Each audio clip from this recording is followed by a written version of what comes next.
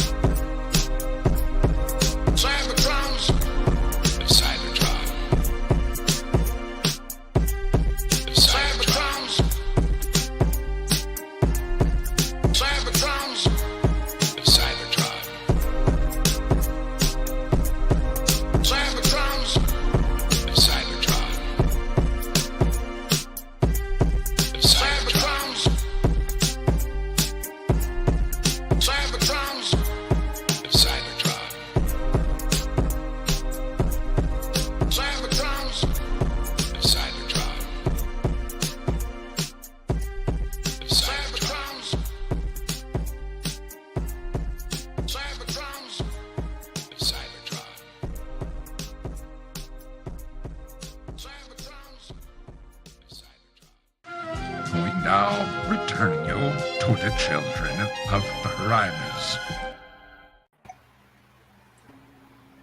Am I here? Hey, y'all. So I am. Welcome to our Halloween edition of Frenzy Freestyle Sundays. And for the Children of Primus, how's everyone doing? Excellent. Surviving. Before anyone asks, this is a Transformers mask because it's bludgeon. It's legacy bludgeon. There you I go. don't like his face. It's probably not going to show up very well, but trust me, these are the shapes. It's also very heavy, so I'm just going to ease back. So, actually, once before we jump into everything, FREAKENSTEIN, before we jumped in, was saying what's up. And James Coleman, welcome once again. What do you guys think of Legacy United's Magnetron? Happy Halloween, Children of Primus. Which It's Magmatron, technically. Yeah. Well, as FREAKENSTEIN is showing his I've not seen it yet and his thumbs down. Yeah. Yeah. Saying, oh, that thing sucks. Beep. And as usual, Hasbro stop thumbs with the down. Fuck gimmicks that guy. and work on better products. Sheba Kobe, I'm here early for a change. Welcome, Sheba. And James Coleman, the original Magnetron toy back then sucked because the components were bunting the articulation. Yeah, so that's the big, that's the big plus, technically, making a version of that weirdly complicated design that can actually, pose and stuff. Hey, call that a homage to Ratchet and Megatron fused on the cover of that Marvel comic. Ah, right on. So I guess this was the proper night for me to have finished the project I've been working on, since we're talking about Megatron. Yep. Y'all could see before we started airing, I was actually working. I had to pull a couple of Don't pins act like he's not cute. Look how cute and he is. get them put together. But this is that G1 post. And then my other one's upstairs that I wore it for too long, and I had a shower, and I don't want to wear it anymore. Ooh. I just got them back together. I finally got all the parts in this morning. So he's complete. Yeah, I've been working on it for over a year. I've been showing y'all the steps as we go through it. Awesome. Yeah, when I got him, Deceptikitty, when I got him, he looked like this.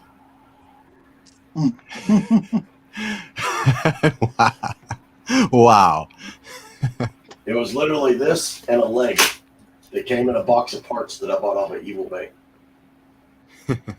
Nice. And I've slowly pieced them back together. And Right on. I was looking for one of the shoulder joints. One of the guys from Transformers Liberated, shout out Transformers Liberated, he actually donated the right arm, which is the arm that holds the cannon. He put it out that he had these extra Megatron pieces and who needed what. And I hit him up and said, I need that right arm. I said, what do you want for it? And he said, oh, no, I'm not looking for any money.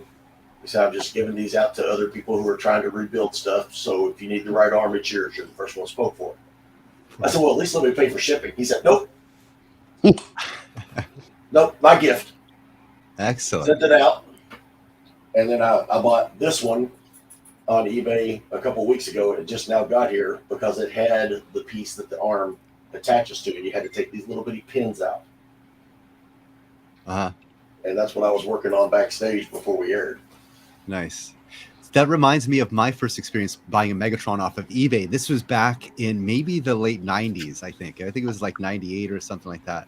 And it looked great in the pictures. I paid full price, but the arms were broken on the inside. So, yeah, you know how the arms hinge on the inside? Yep. They were completely broken off, not even attached. I don't know how they got away with it in the photos.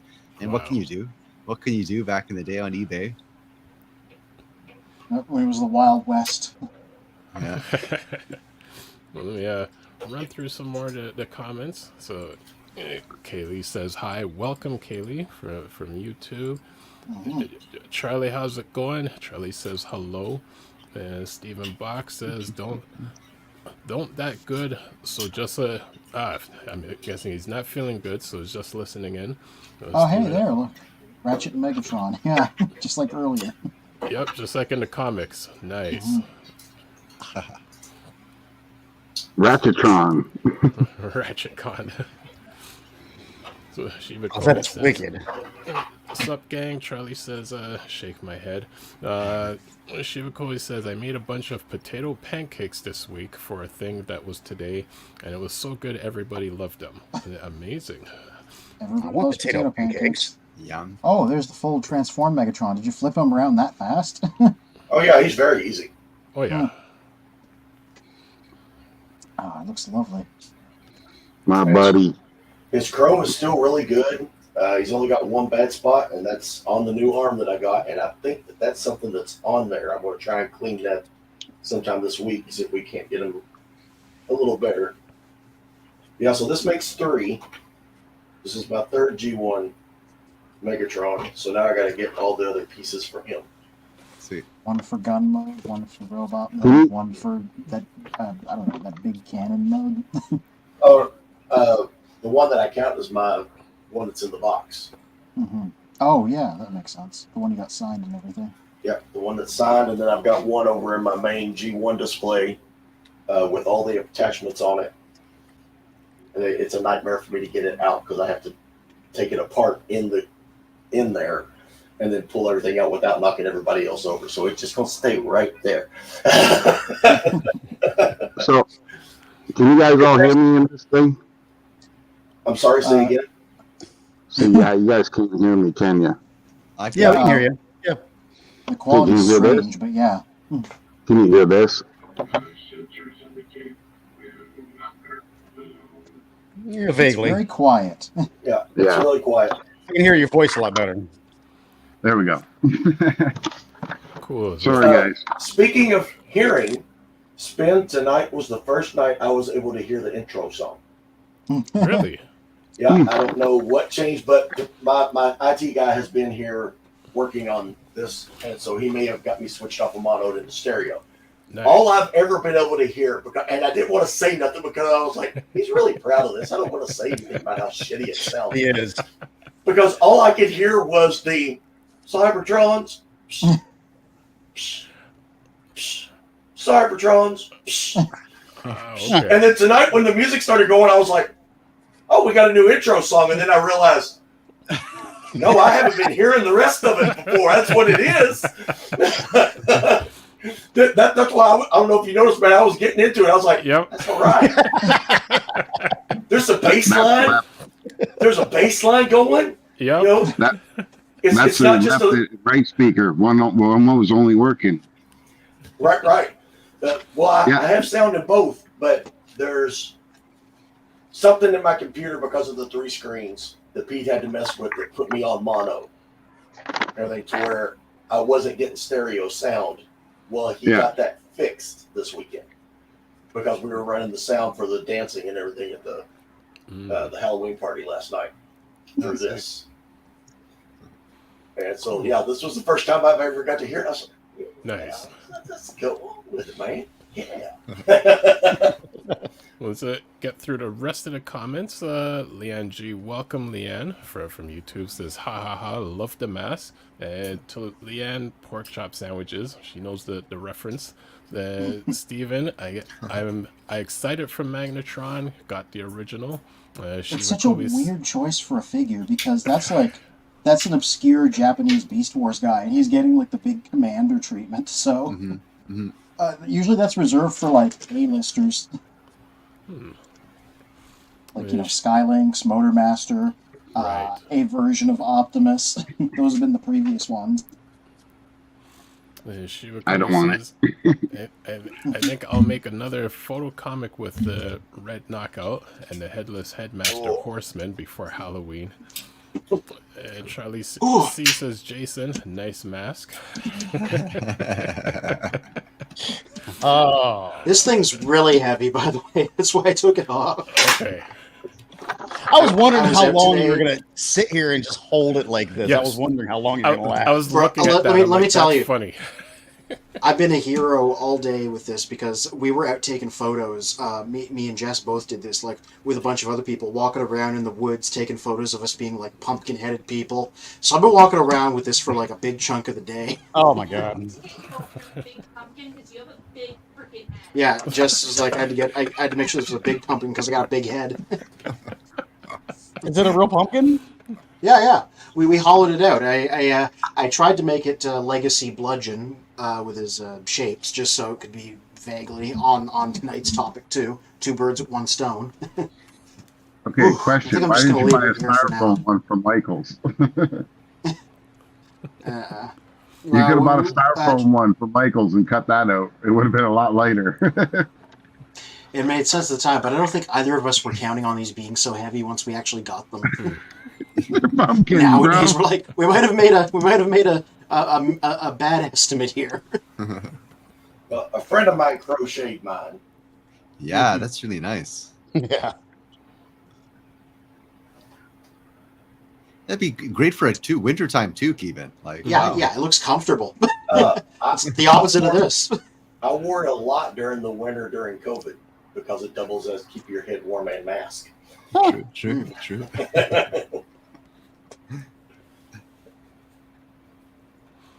Oh boy. Cool. So, Kayla says those are awesome masks. And I guess we'll go through the details of each one. James said, did Freakenstein dress up in a Soundwave exosuit in TFCon 23? I would like to see him as G1 Fortress Maximus. Well, I ain't going no Fortress Maximus. I lost too much weight for that one. There was this big costume, this huge costume, Soundwave guy. Yes. Yeah, that was really cool. That was cool. That wasn't. Yeah, Inside had a different costume. Yeah, I have the costume I'm wearing right now. I don't know if you guys can see, but it's a jumper that I had made, like a tracksuit. You know, it's just a lot easier to move around, especially if you're there all day long. You can't wear 70 pounds of costume. I've done that before, and it's just not happening. Okay, you got all that foam. Plus, if you use fiberglass, you just added a shit ton of weight. And a lot of times, in my costumes, I had a lot of fiberglass, especially for robots. Right? Like, you got to keep the shape. The foam doesn't keep the shape, and it splits and breaks constantly. So, yeah, props to that guy. But like, even him, he couldn't be there for more than an hour at a time in the costume. He had to take it off. It's a lot of weight, So you got to think about that when you're making your costumes. What's the most practical thing for you? And mine was to have a costume made. I've got these modern icon helmets. I think someone else in the group has them too, but I had the suits made up. I had Megatron, Optimus Prime, and Soundwave made up, so I could quickly change out of outfit and go into the next one as well. I've seen some of those Optimus Prime masks at the or the helmets at TFCon the other weekend. They wanted like 200 apiece for them because they're so rare. The Megatron and Soundwave ones are all over the place for like 60, 70 bucks. Yeah. A friend of mine just picked up the Soundwave mask for $100. So I got mine on clearance at what's that game shop? BB Games? Stop? No, GameStop is what it's called. GameStop. Yeah. They had them on clearance there. I think it was like $75, and the other two I paid a little over $100 for. Well, my son got me my first one. That's what kind of got me addicted. Yeah, I sold mine to go to TFCon, and then didn't end up blowing as much money as I planned on, unfortunately. Oh, that's why you were salty about that, because you sold a thing to get the cash. Yeah. Mm-hmm. So now it makes sense. So my neighbor kid, Easton, found out I like Transformers, and today she found this Transformer. I think it's from the dollar store and gave it to me. So I think, Spin, is that one of the bootleg ones we opened on stream like a million years ago? It does kind of look like them because they were all Nerf guns. That is, but it doesn't really shoot so well. It's a set of 3 of them, and that is one of them. Funny enough, I was in a different city over the weekend, and their dollar store has, I think it's 3 or 4 versions of dollar store Dinobots, and it's transforming dinosaurs. I'm like, I want to find that to see if our city has that, and I want to just buy them and show them because they actually look really cool. Yeah. Oh, more of those guys. I have those too. I haven't opened them yet. But So all I'm missing is Soundwave and Bumblebee. Oh no, I got Bumblebee now. Sorry. So Soundwave, that's all I'm missing. Soundwave. So I have this. No, Optimus Prime. But that means I'll have all 6 of the comics. I picked this one up from the dollar store too, but this one doesn't come with a comic. Yeah, that's the version I got, I think, too. Yeah, same company, but now they're coming like this. Same exact company. And you're going to want to get these just for the nostalgic flyer that's inside. Remember when we used to read comic books and there was advertisements where you could mail away for X-ray eyes and stuff like that? You know, this thing literally has the nostalgic stuff like that. You can mail away for it, but they have like the barcode that you can scan so that you can actually go to their webpage. But it's just hilarious, and it's all miniaturized. Cool. Shiva Kui says, I got a G2 Mirage and I got lucky because out of the 3 boxes, 2 had their gray regular guns pilfered. Someone broke the inner cardboard that held it in. Stupid open box plan. Yeah. Well, it seems like they're going back on that. If G.I. Joe and Star Wars and Marvel is anything to go by. Yeah, I picked just. Oh, sorry. Go ahead. I picked up this character. I forget the name now, but he came in a closed Night Prowler. That's the one. And closed box. I'm getting the feeling that the open box idea was a bad choice. What were they thinking? Well, it's a good idea in theory, but it presumes good intentions of the audience that it's going to encounter, and that's not what happened.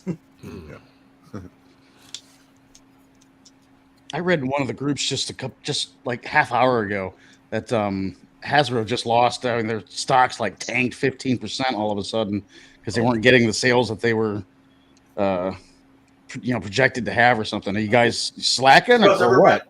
everybody's fighting on their Ross. If you go to both my Walmarts in my city, I've been to both of them. If you go there, all you see is Beast Wars crap. And I mean by crap, it's not Studio Series. It's just this stupid, like, oh, here's this another Optimus Prime that only transforms with 4 moves, but it comes with the Studio Series gun that goes with the guys, like the rhino or the crocodile, or you know what I mean? Like, it's just those like battle changer things. It's like crap. No one wants to buy that. That's why you're losing money. Hasbro, get on the ball, focus on 3 lines, and make them good. Make one for 8 and under, make one for 8 and up, and make one for adults.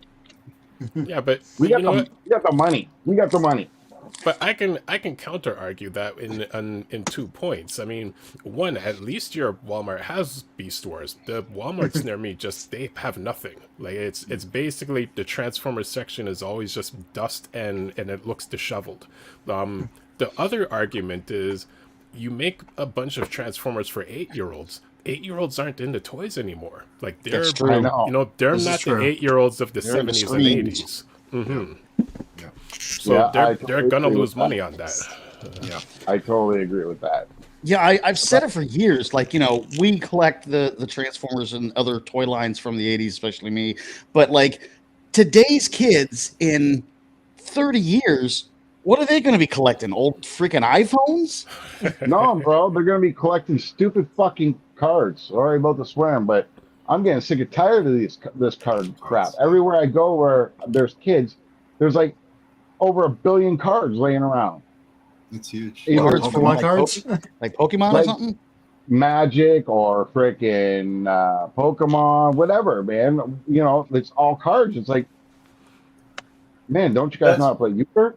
That's the problem with having a mask is you can't see me laughing. Euchre, easy there, Grandpa. As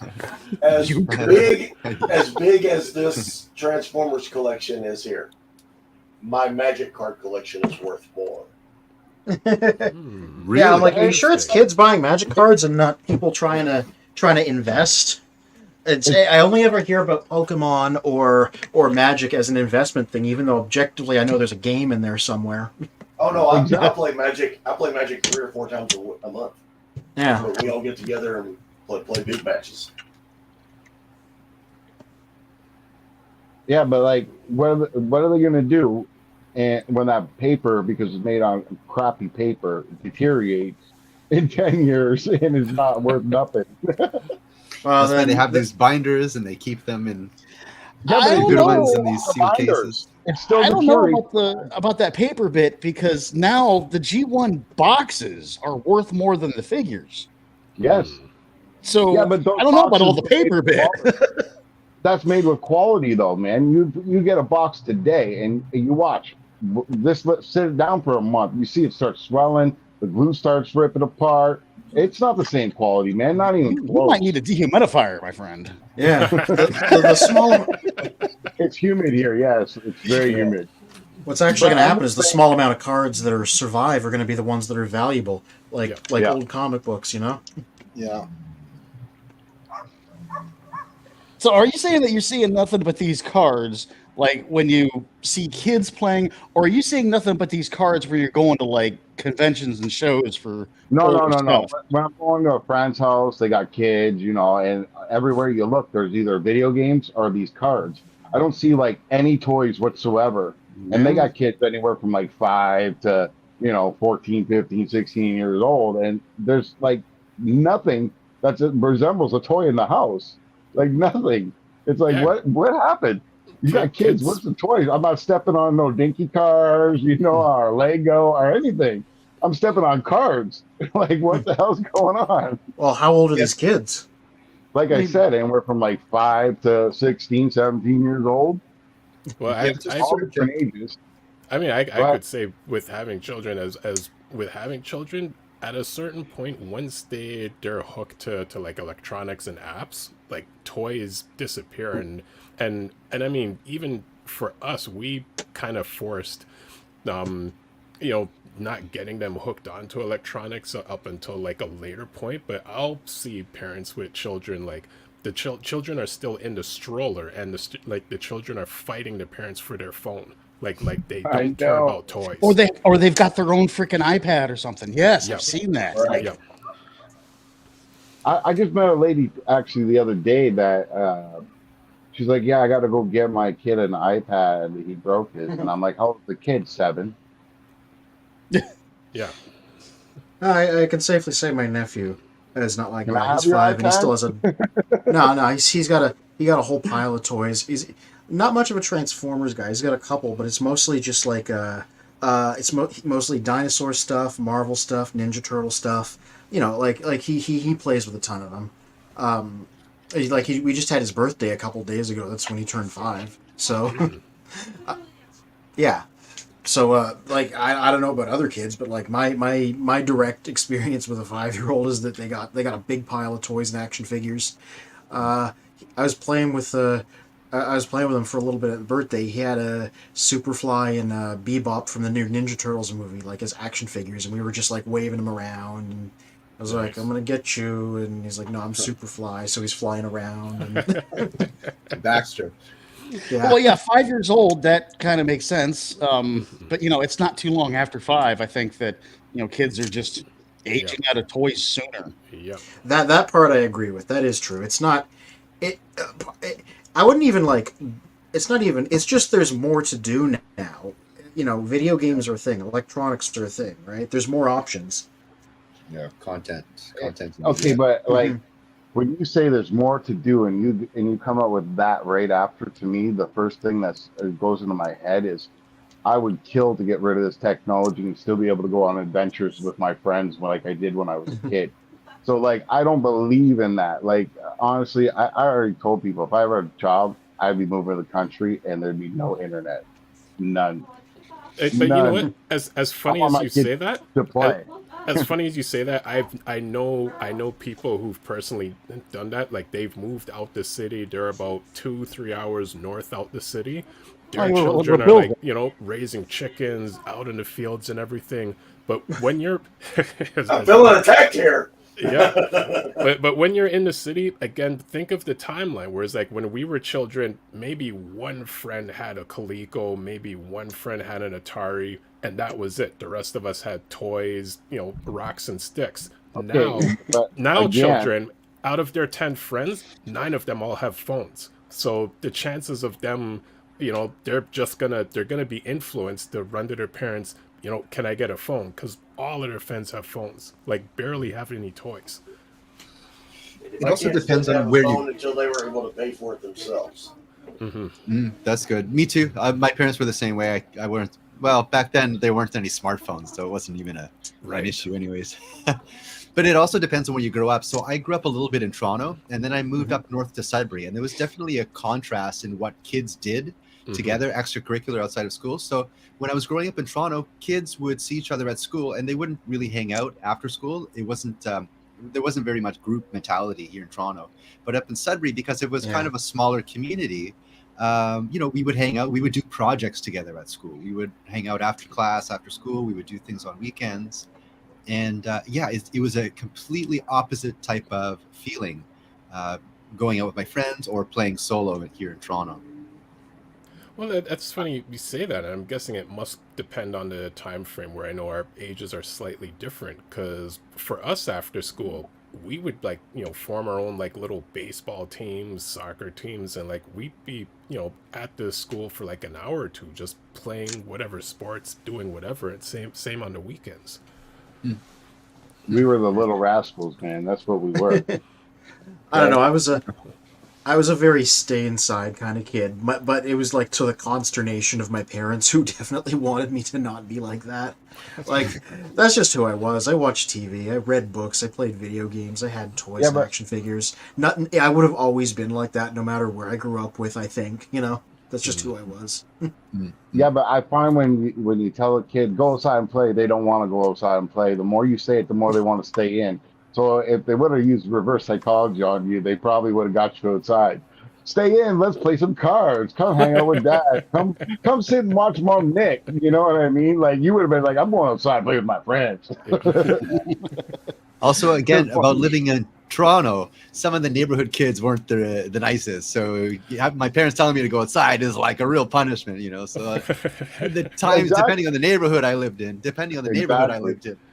Like for me, it was like this. No way I'm staying home. I'll be forced to clean the pool, or I'll have to freaking mow the biggest lawn in the city. Nope, ain't happening. Yeah, with a push mower that barely runs. Not even a push mower, man. A freaking old school freaking brake mower, or whatever you want to call them there.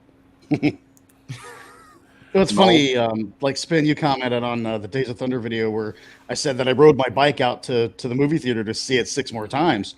It's like, you know, kids nowadays, they just don't do that kind of stuff. No, man, that's too much effort. I will say, they'll Uber I there. grew up in the suburbs, and I was far enough away from anything that I could not have conceivably ridden my bike to it, at least not within the span of like an hour or two. Like I had a library I was pretty close to, but like a movie theater, nothing like that.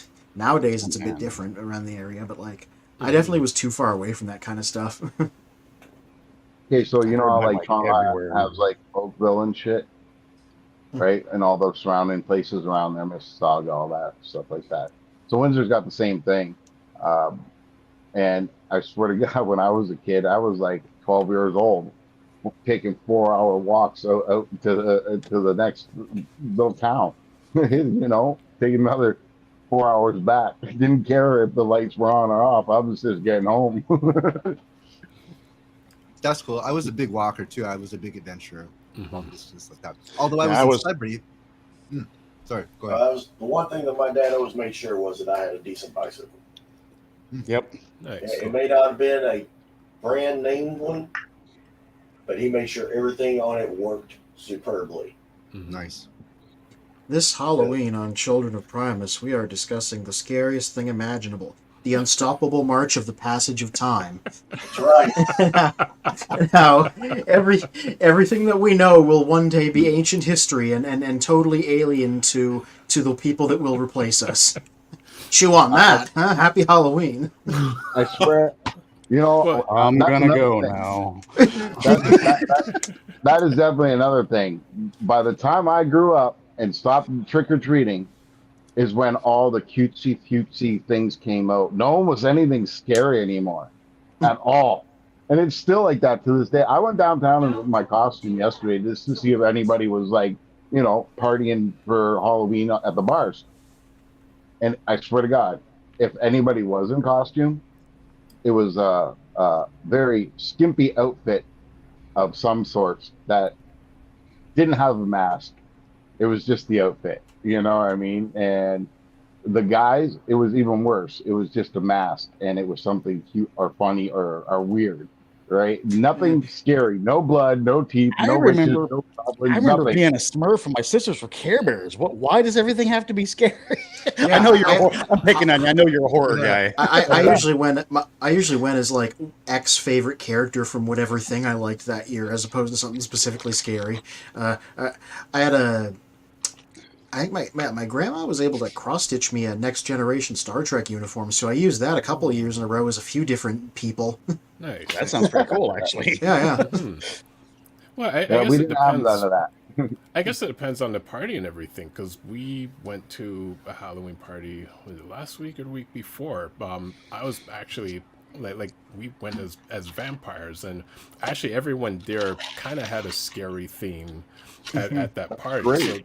So there are a few instances where people like really, you know, show out and. But you're talking dress about up. adults our age, okay? We're into that, but I'm talking about kids nowadays.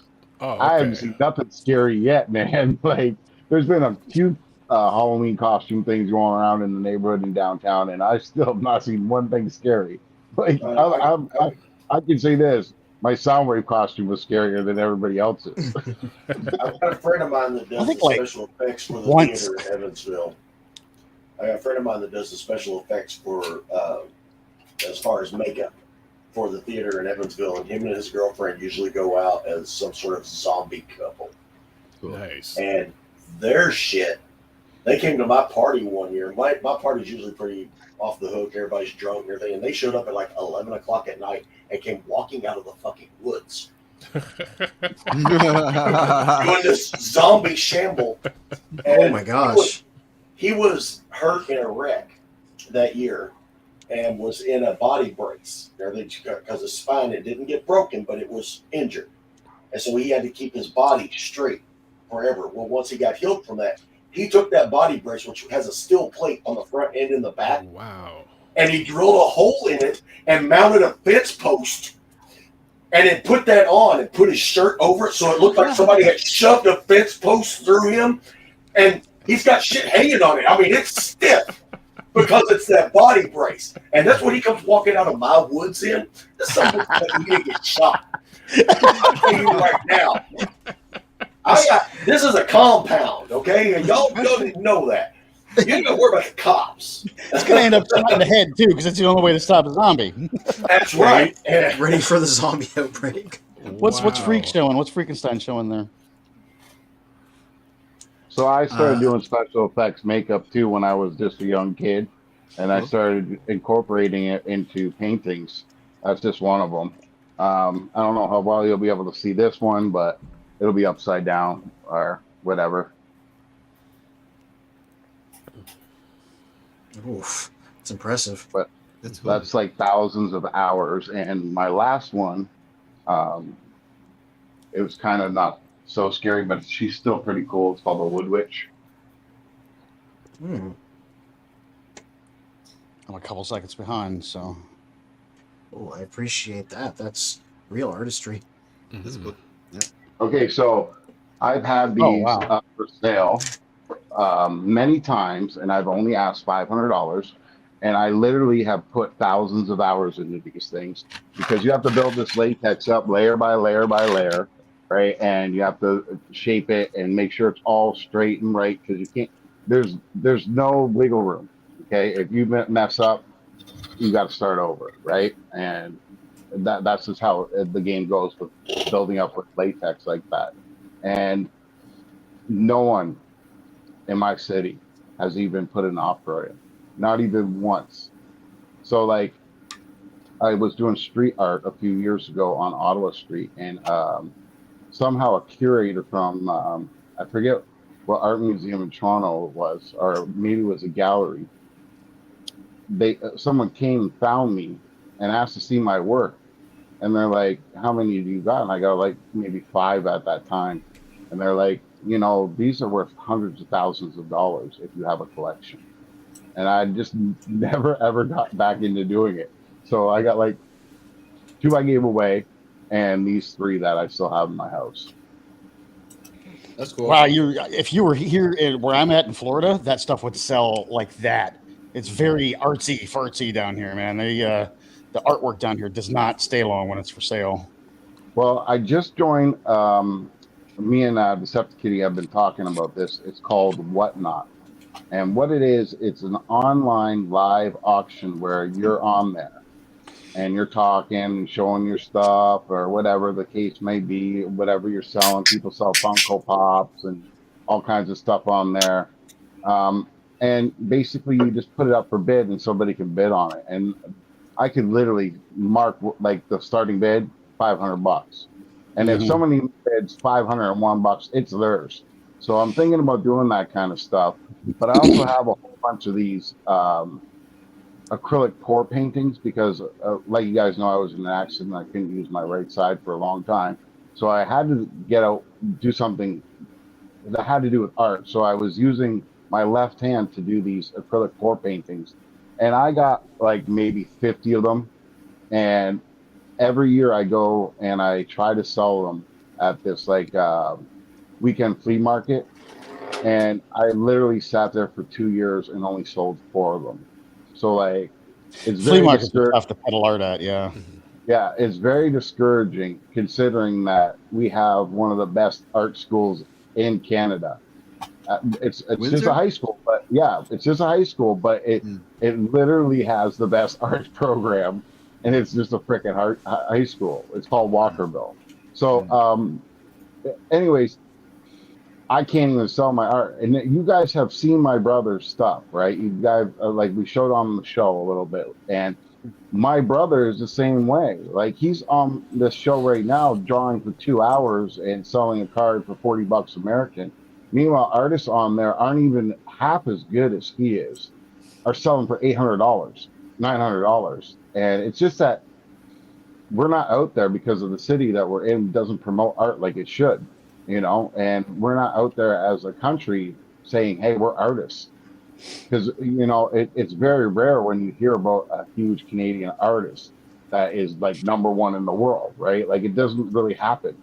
It's more someone from, oh, this person's from Brazil, or this person's from, the UK or France or wherever, you know what I mean? It's not, oh, Canada's got artists, Yeah, I agree with you there. Like, definitely with the internet, there's a lot more exposure to all kinds of different art. I'm really into Asian artwork, Korean, Chinese, Japanese artwork. And when I was a kid, this stuff just wasn't really accessible. Like, I would have to find this in magazines. Maybe my friend from China would import them for me, that type of thing. So I think that kind of also defines the reason why when we were a kid, we were kids, we were, happy enough with toys.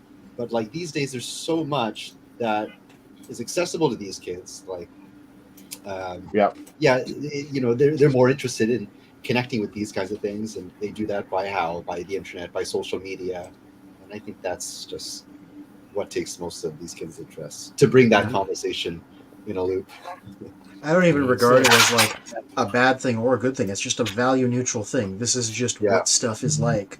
Yeah, totally. Yeah, it's just the way the times are. Mm-hmm. Let's catch up on the comments, and let's see. So I couldn't find a picture of him, but I found a picture of her that year that I just put on our Discord. If y'all want to check that out. Okay, we'll pull that up in a moment. That's what I was searching. I've only got 38,000 pictures on my Facebook, and I was trying to sift through it. I couldn't remember what year it was. So man, pictures add up. Mm-hmm. Oh yeah. Megatron is Grace and Beast Wars, the Ascending, and the Gathering in IDW. Oh yeah.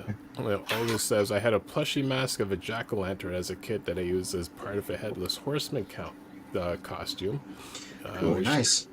Kayla from YouTube responds, I saw those on Amazon. I wonder what that's about. James says, sorry for the mistaken identity. Freakenstein, my bad. So he's referring to the large Soundwave. Steven says, Armado line came with mini comics and catalog posters. It did. That was a good time for that. Oh, sorry, go ahead. Yeah. During Armada, there were 4 different mini comics, and as the line progressed, they came with all 4 of them, and they had catalogs in the back. It's like that was a good time for pack-in stories. And they were by Dreamwave, who was doing the comics at the time, so they were legitimate stuff. Even if the dialogue was a little bit famously stilted because they were trilingual, so every line had to be really short and basic. Shiva Kobe says, even Costco isn't safe. I saw some rescue bots based Transformers and had missing Optimus Prime heads. I'm surprised that of the rescue bots, and their open box plan is worse. James Coleman says, open box plan sucks. All Stars Optimus Prime's head was taken off and possibly stolen. Wow. Charlie saying, is Charlie who's joined in. The kids will collect electronic game stuff online. I have a 15-year-old. Also shoes. Yes, shoes is a whole other conversation. And James Coleman says open box plans sucks. All Spark Optimus Prime head was removed and possibly stolen. And Charlie says, I feel like we're at the point now where the lead times are such that we're finally seeing the reaction to that in packaging. That's why they're starting to phase it out. Yep. It's always a year and a half after after they find out about something is when it gets to market. Mm-hmm. Yeah, it's not that I'm just reading what Charlie said, but honestly, they got it better than us because they got cartoons all damn day on multiple platforms. So that doesn't mean nothing right there, Charlie. I'm sorry, but come on. But Like, could you imagine if we were kids and we could turn on the TV and the cartoons were on anytime we wanted? Are you kidding me? Yeah, sometimes too many options is almost not a good thing, right? Because when they can watch anything, what's to make them watch a specific thing? Because the first thing my son does when he comes home, he gets on, he plays video games, and he might look at like a Japanese manga or whatever. And I'm like, why are you looking at that crap? It's like, there's cartoons that we watch. Our parents might have said that about the cartoons we watched. So I know, right? Are you determined to become your own dad? Because that reminds me of that song, I'm my own grandpa. Yeah.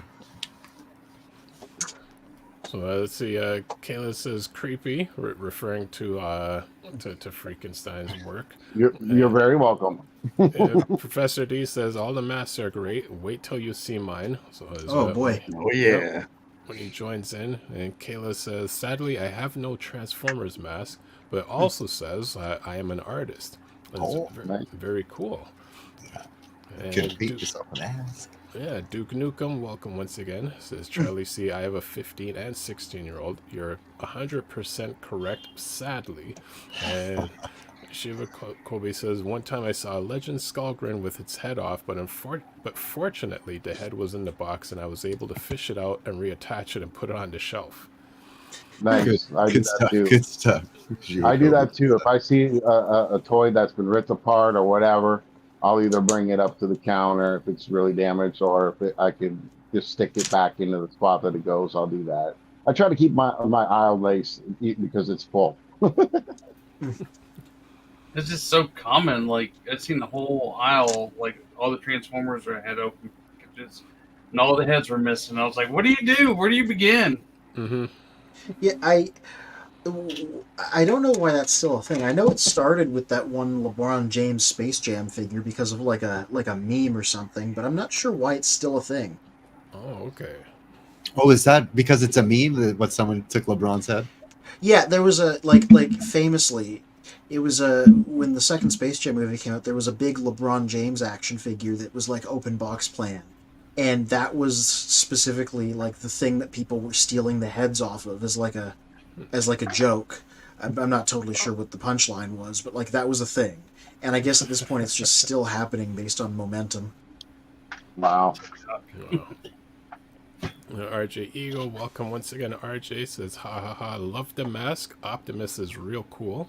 And it also says, also spins jazz mask, thumbs up. It's funny, if I made this mask just an hour before we came on. Oh, really?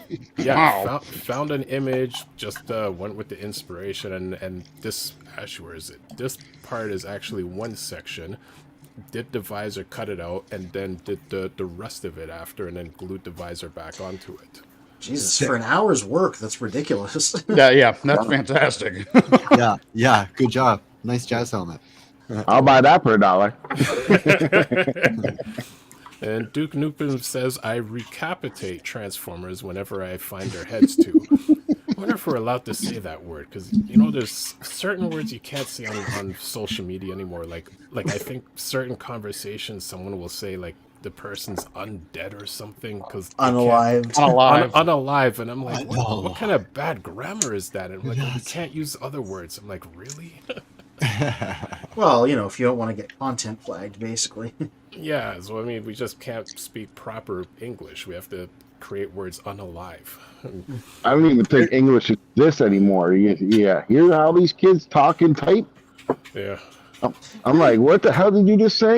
What does I that mean? I understand that English is a malleable language, but there's also laziness. Yeah, for sure. There's also been more talk. Oh, sorry about decapitation. Or recapitation. There's been more talk about head transplants, and I don't know if that's legit. Like, there is this Italian doctor that's doing it, but that's definitely a Halloween theme type of thing. So I wouldn't be surprised if Dr. Italiano there tweets something around Halloween. Yeah, RJ Eagle says, yeah, so what's the reason why they're taking all the heads? Is it to revolt against the new open box packaging? I don't know. Like I said, the LeBron James thing was like a meme of some sort. Like they were selling the heads on eBay as a joke at one point. I don't know what the current reason is, and I usually try to like understand stuff like this. You know, I'm that kind of person, but this is one that I don't get. That's called these kids are bored shitless because the same games they're playing on every app, man. Every app is the same game. I think it's just like if you put things in front of people, they're just going to push the limits. I think any open box is an invitation to start playing with it. I think that's just part of the marketing, and people expect that. And, you know, what are you going to do? There's no push me gimmick here. Well, I'm just going to force it until it pops. And I think that's just human nature, or just nature in general. Well, funny you say that. And at one point, like, I became that annoying person in the toy aisle, because when you look at all the baby toys with like all the bells and like little songs and everything, all of those are open box. So it's that you can kind of push the buttons and test it out. But I'm that guy, like, I'll go in and like I'll push the buttons on like all the toys, you know, and just like, you know, so you have like 1,000 Teddy Ruxpins talking, little like things singing song and this and that, and but nobody's stealing the parts from it, and you really can't steal the parts because they're like big buttons and stuff. But you know, it's unfortunate people don't have that same concept with the figures. Spin, you make it sound like you're the type of guy to press every button on the elevator before exiting. I actually wasn't that kid. But Freakenstein admits that he was. It was Soundwave, not me. Is Soundwave in the room right now? Yeah, Soundwave's right here. Optimus Crochet is on a phone, so I think I will hold off on the screen for the moment. Charlie, how are you? It's been a while since you've been on. Oh, pretty good. Right had to go to Tennessee and buy and drive back in a couple of days, and just been working and kind of tearing apart my basement. Tennessee, Florida, you get around. Yeah. It was only an 11-hour drive. I did that by myself and back. That is such a Midwestern thing. It's only 100. I used to drive 80 hours from Florida up to Ohio. That was a trip. But to get out of Florida, just to get from Bradenton up to the Panhandle, was like 4 hours. Yeah, that's about 4.5 hours from to Bradenton up to Georgia. Yeah. But I don't miss those days. So actually, let me share the screen. What are we looking MAGNUS? Yeah, this was one of yours? So so I saw the giraffe at Toys R Us today. Oh, nice. Jeffrey the giraffe, yeah. Jeffrey the giraffe. Yeah. The cool mascot from Toys R Us that I haven't seen since I guess when I was a kid. There was an animated Jeffrey the giraffe in the commercials. Yeah, and now he's not even allowed to be on their poster. Really? Oh. Why not? I haven't seen it on their poster in about, I'd say, more than 10 years. Oh, what's the reason? I don't know. Well, there was something interesting with Tony the Tiger. Something about him being sexualized. I think there was something live. Yeah, and a lot of I know exactly what happened. Right, they gave him an official Twitter account, and then all the replies were furries going nuts over him. That's what it was. It was really funny. My brain tickles. Nice. Yeah, there she is. Nice. Yeah, I really like Tony the Tiger, and I regret that happening. That's the kind of that's another example. Open box. You let people have at it, and they're just going to push the limits until it cracks, right? And that's what happened with Tony the Tiger. That's what happened with open box Transformers. Whatever happened to Follow Your Nose, Toucan Sam? He's still around. Yeah, he's still on the cereal boxes. But is he got not the because he's commercial missing. Yeah, like all these serial characters. They used to have like these animated commercials back in the day. They're not so much popular characters anymore, like Count Chocula and Captain Well, Crunch and all that. it's funny that we're talking about that around Halloween because because I think they're under General Mills, but actually some of the stores every Halloween and General Mills will re-release those cereals. So there will be like Frankenberry, Count Chocula, and I think there's like one other. Was it Booberry or something? Blueberry, yep. Blueberry, yeah. There's two more in the States. Oh, okay. Yeah. There's a green one. She's a zombie. I just saw them at Walmart just a couple of days ago. And then there's like a conglomeration of all of them. The real Frankenberry, all of them put together. Yeah. And I used to love that cereal when I was a kid. I bought a box of it. It's terrible. Oh, wait, hold on. There's a reason for that. I think it was around 2002, 2003. They used to be, let me remember, they used to be rice-based, and then they switched to corn-based.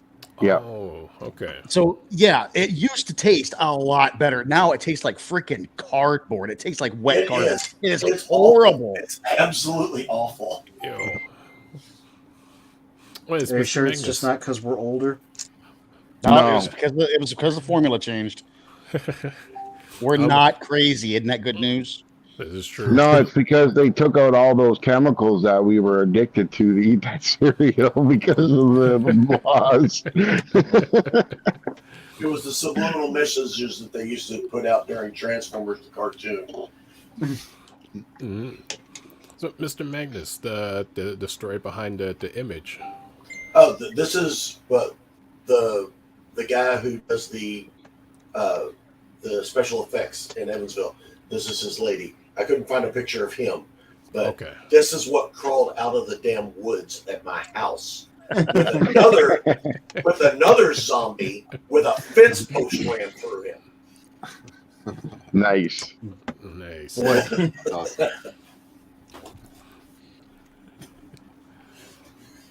Yeah, people who put the effort in on Halloween are great. I love that. In Japan, they've canceled Halloween. Really? Yeah, I thought I saw something about that online. Oh God, now what? Well, there was. I think I didn't read into it. I saw a couple of headlines about it, but I think because in Korea, I think last year, a few people got trampled. Was that Halloween last year? Yeah, it was. It was Halloween. Yeah. So to prevent that from happening in Shibuya in Tokyo, they've canceled Halloween over there, and I think maybe it's too much. But again, I didn't read into it. Maybe there's more reason than I'm realizing. It's because in places like Japan and over in Europe, you can get away with the Mass Effect joke, the big scare. I'm going to dress up as this, and I'm going to jump out in public. You do that shit in America, you get your ass shot. Yep. True. That is true, unfortunately. Yeah. But even in Canada, you get a hockey stick up your ass. They've got that rubberized Velociraptor costume that you can rent. It's like $300, and it roars and growls, and the head looks up and it blinks and it screams at you, and then the person inside of it runs after you. Yeah.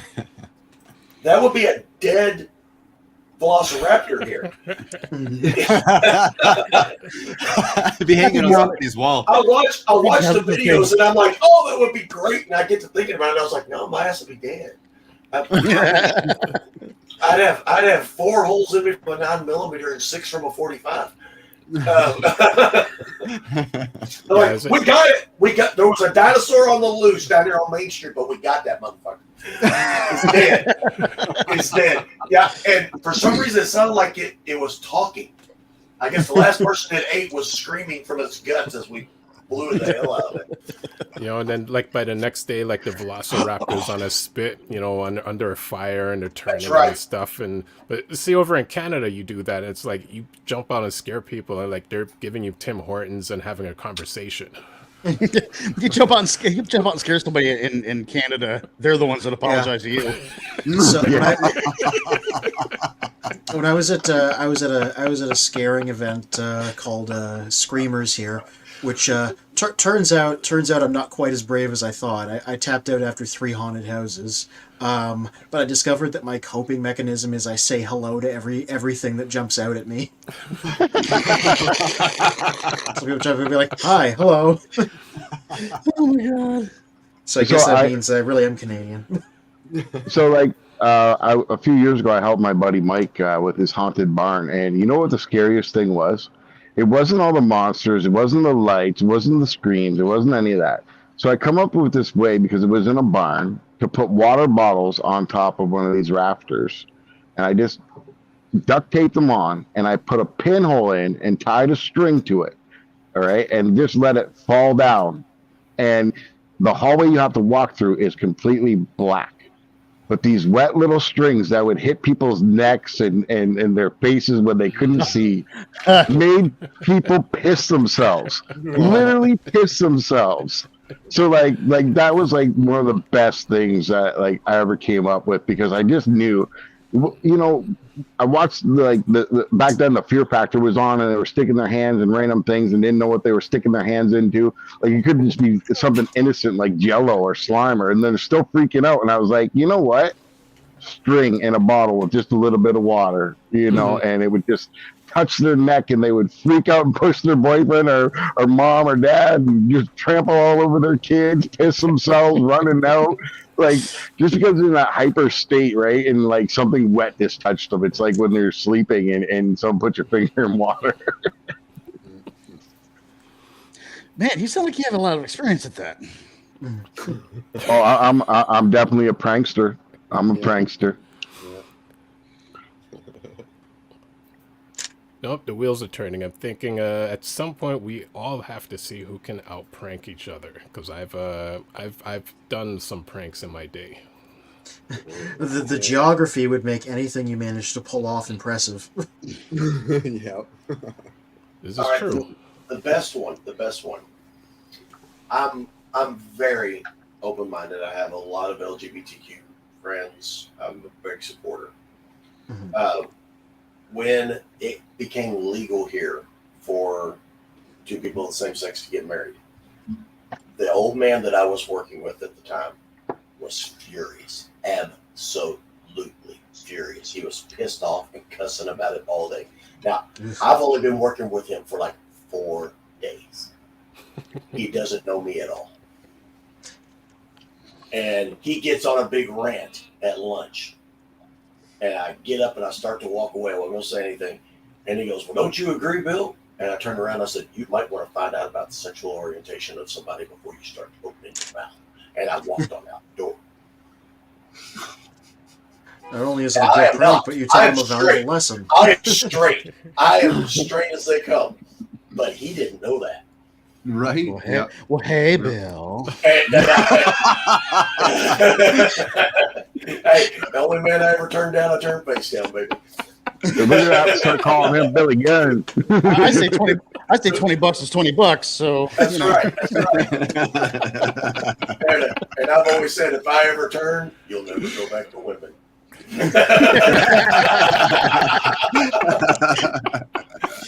But yeah, I let him ride on that for about 2 days. Are we not doing phrasing anymore? Don't. You hear the desperate plea in Spin's voice as you repeat that.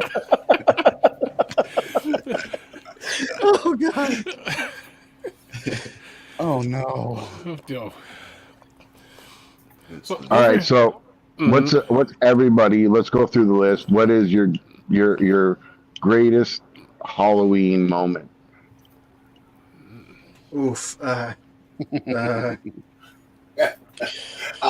been talking all night because Halloween is my thing, but I'll let everybody else go and I'll go last because I've got. I don't know. We might have to compete for that one.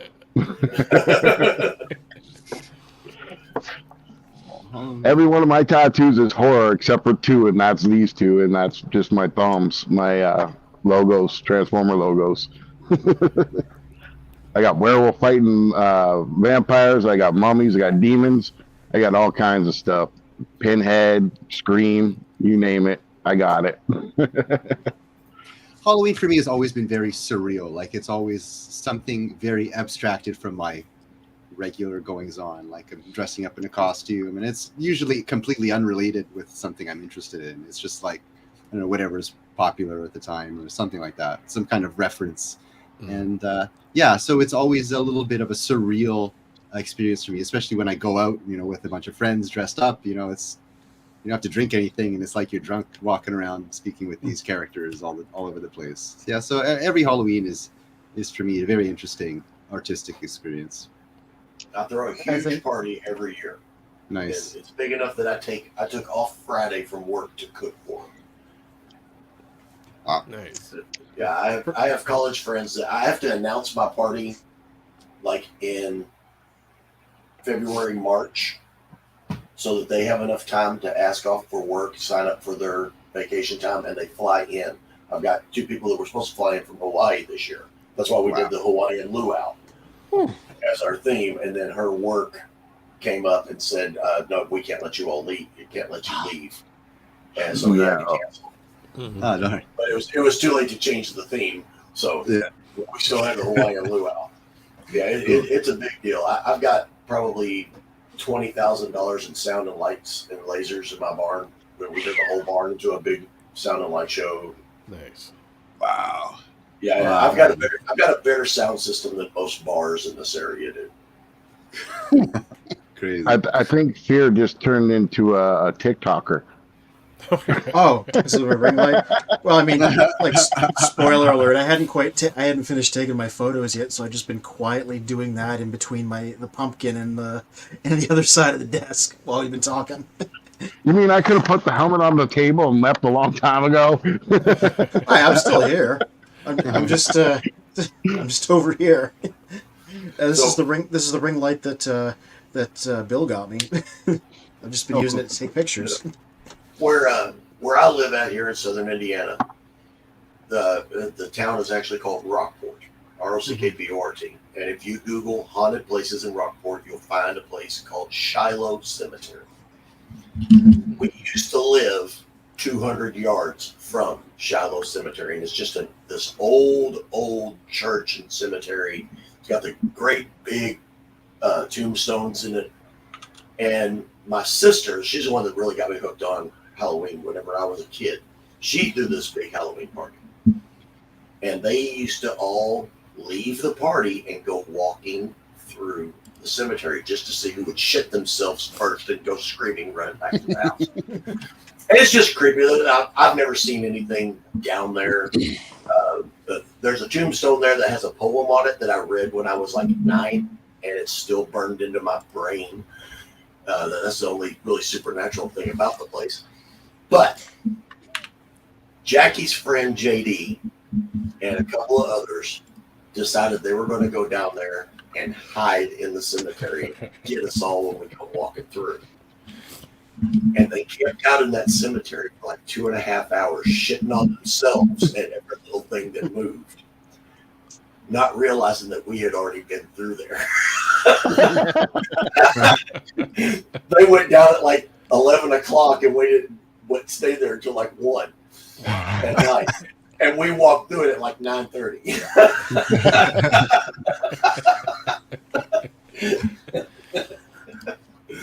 But yeah, they had, Jason masks and Freddy masks and everything, and they was going to give everybody a good scare. But yeah, it backfired on them because we'd already done the walk. So you guys remember when rollerblades came out? Yeah. I don't remember when they came out, but okay, I remember when they came out. Remember when they got when rollerblades came out, I basically, me and my friend Brad were the only ones in the neighborhood that had a pair. So Halloween came, and we had this great idea. Let's put on the rollerblades because we can hit more houses. And sure shit, we hit more houses. Now, when I was a kid, we used to fill up maybe a pillowcase, maybe 2 times. Not bad night. Not bad night.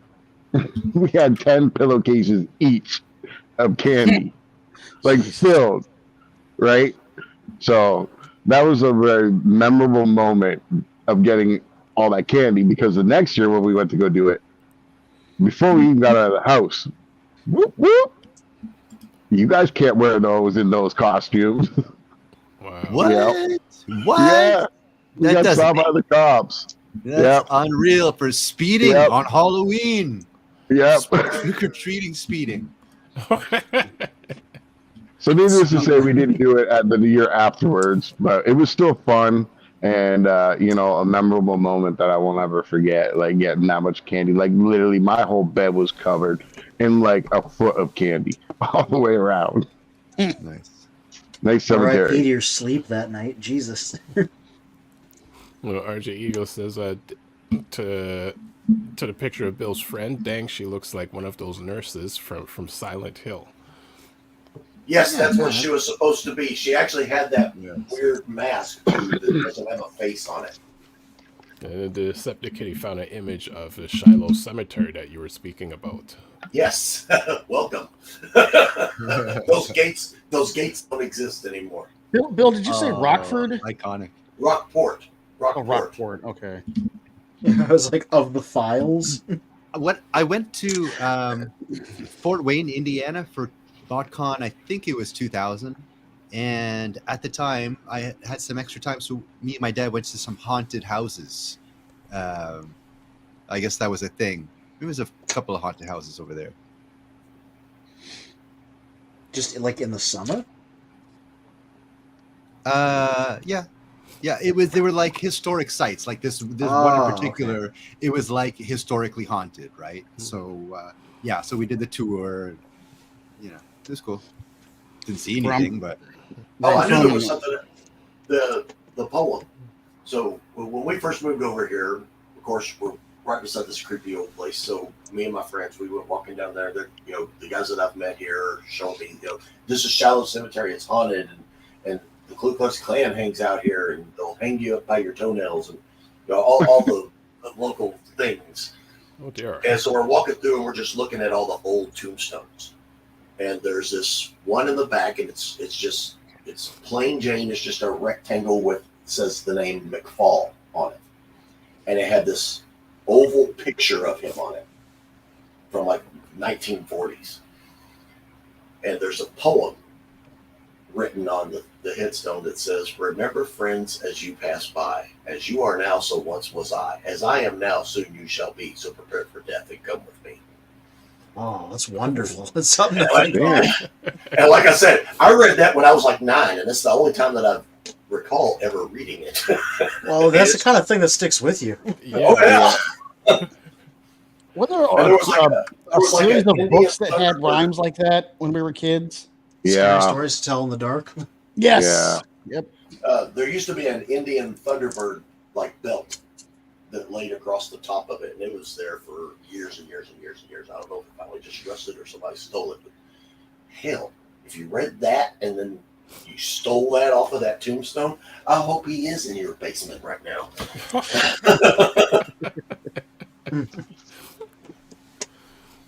Yeah, no, that's like a Darwin thing. That's like if you're gonna steal things off of a grave that's like all obviously haunted and mystical, you brought that on yourself. Yeah, yep, exactly.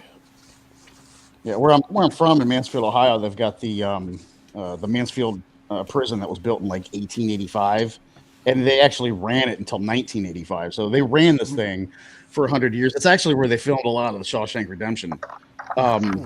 But some ghost hunter came in there with like cold spot sensors and all sorts of stuff. And yeah, they found a bunch of stuff. It was pretty interesting. And they run a haunted prison there. I think they still do it every year. And the place is so big, the tour is an hour long. Okay. Oh, boy. Damn, someone better bring a stool for me. But we have a place in Louisville called Waverly Hills Sanitarium. I want to go there so bad. Yeah, the hospital? Yes. Yeah, I want to go there so bad. I've got friends of mine that have been to it, but I'm a cusp believer. I'm just not there yet. I don't want to push myself that far.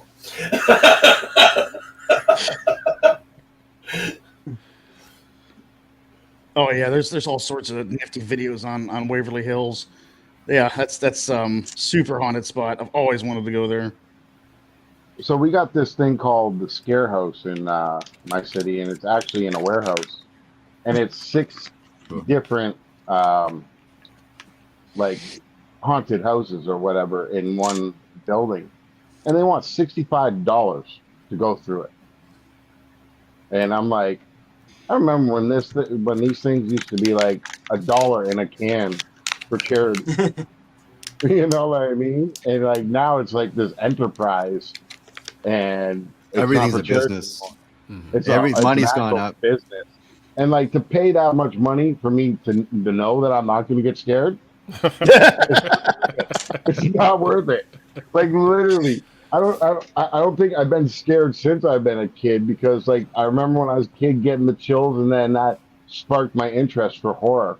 And then after that interest was sparked, and I knew how to make everything and do everything and see how it was done and what it was made out of, even if it was actually made out of like old meat or something, you know, it just wasn't scary anymore. You know what I mean? Like nothing is like, if I know it's a haunted house, it's not real. So don't scare me. That's a tricky thing. There was a haunted house in Toronto. I forget where exactly it was, but it was in downtown Toronto. And they got sued because there was a place where there were some stairs, and someone reached out and grabbed someone's legs as they were walking up the stairs, and they fell and hurt themselves. And because they were in the dark, right? So like that kind of that's a fine balance, right? You still want to make money, but you want to entertain the people, but you also don't want to hurt them, and you don't want them to be upset with the experience. So yeah, there's a number of fine lines to walk there. There's that documentary where they're actually freaking kidnapping damn people and freaking locking them in a freaking meat freezer for like 20 minutes before they let them out, and then they torture them. Like what?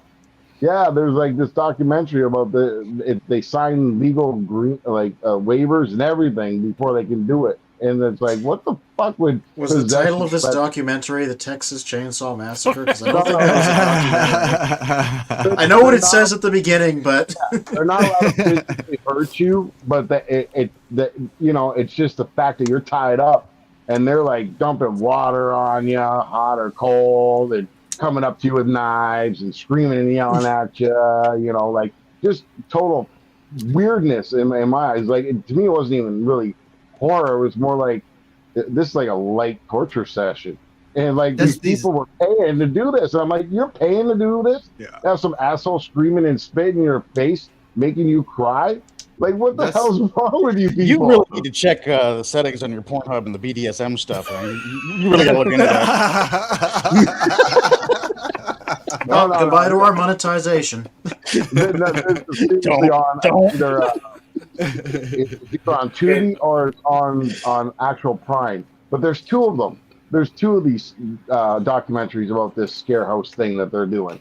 And I'm like, this ain't even a haunted house. You're just torturing somebody in your basement. How are you charging people hundreds of dollars for this shit? I'd be like, peace out, I'm out. Next person that splashes me getting knocked out. I have seen these kinds of things. So they're like, there's puzzle rooms, there's like these haunted experiences, these scare rooms. Like, it's an interesting thing, and I kind of equate that a little bit to skydiving in that you're paying for an experience that's quote unquote safe because it's managed and it's maintained and it's a business, and they wouldn't have a business running if people died, right? So you kind of put your trust into this, you pay for whatever to happen, and that's kind of the exhilaration of this whole experience. But I'm the type of person that always has to be in control, and I don't find any bit of skydiving entertaining or being in a locked room and trying to find my way out of a dark God, I want to go skydiving so bad. So do I don't. Oh, really? I totally do. I don't know down in Florida. I'm sure there is, but I know there's one in Illinois. No feet on the ground. It's not bad. It's only like $250. The specific thing I hate about roller coasters, like the part that really gets me, is the feeling of free falling. So why would I want an experience that is entirely that? Yeah. How about just the bit you don't like? I mean, there is the counter side to that is like if you can challenge your fear, you can almost challenge anything, because at that point it's like, well, what am I scared of if I've conquered my fear? Yeah, I'm scared to death of heights, and I totally do it. I do it just because I'm scared. I'm a thrill seeker. I drive race cars at 150 miles an hour. So falling out of the sky at like 80 miles an hour, not so bad. You're just vertical instead of horizontal. Yeah. That's an interesting thing, conquering your fear. I agree. Like, there's some things to get over, arachnophobia, vertigo, and things like this. Mhm. I'm gonna play the millennial card. I'll pay someone else to get over my fears. I'm outsourcing. Duke Nuka on YouTube says that death poem is fantastic. I have to look that up. And RJ Eagle says ghost tours and those old haunted relics, houses, abandoned places are always cool to check out. Has anyone on the panel seen an actual ghost before? As before everyone answers that, there's to tie into like the haunted houses. The Hershey's I believe it's Hershey's Chocolate Factory. Like, we have one in downtown Toronto. They've been around. I think that location's been around for maybe 100 years.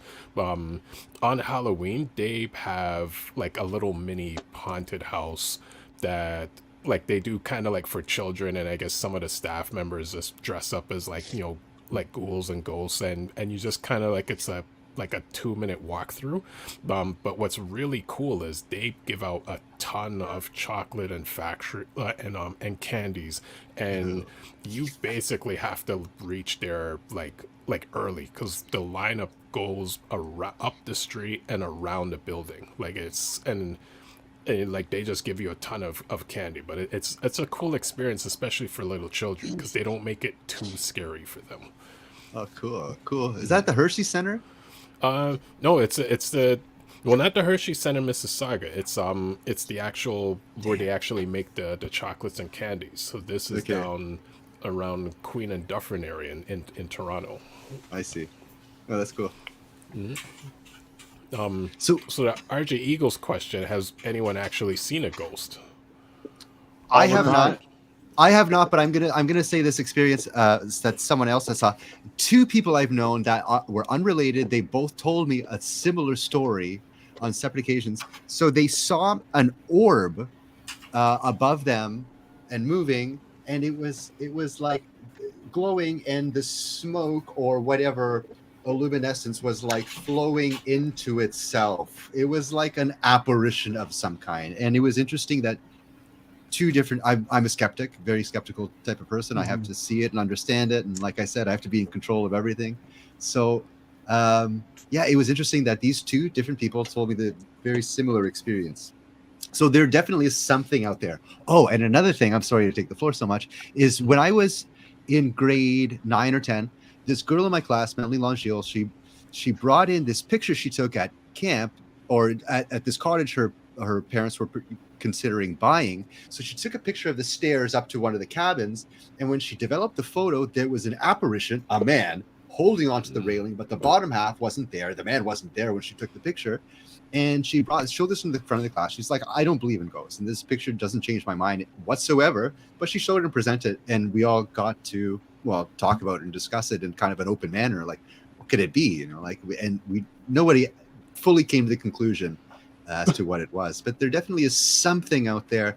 I had to chalk it down to static photons. Dude, you don't see a ghost every day? You don't see a ghost every day? No, I do.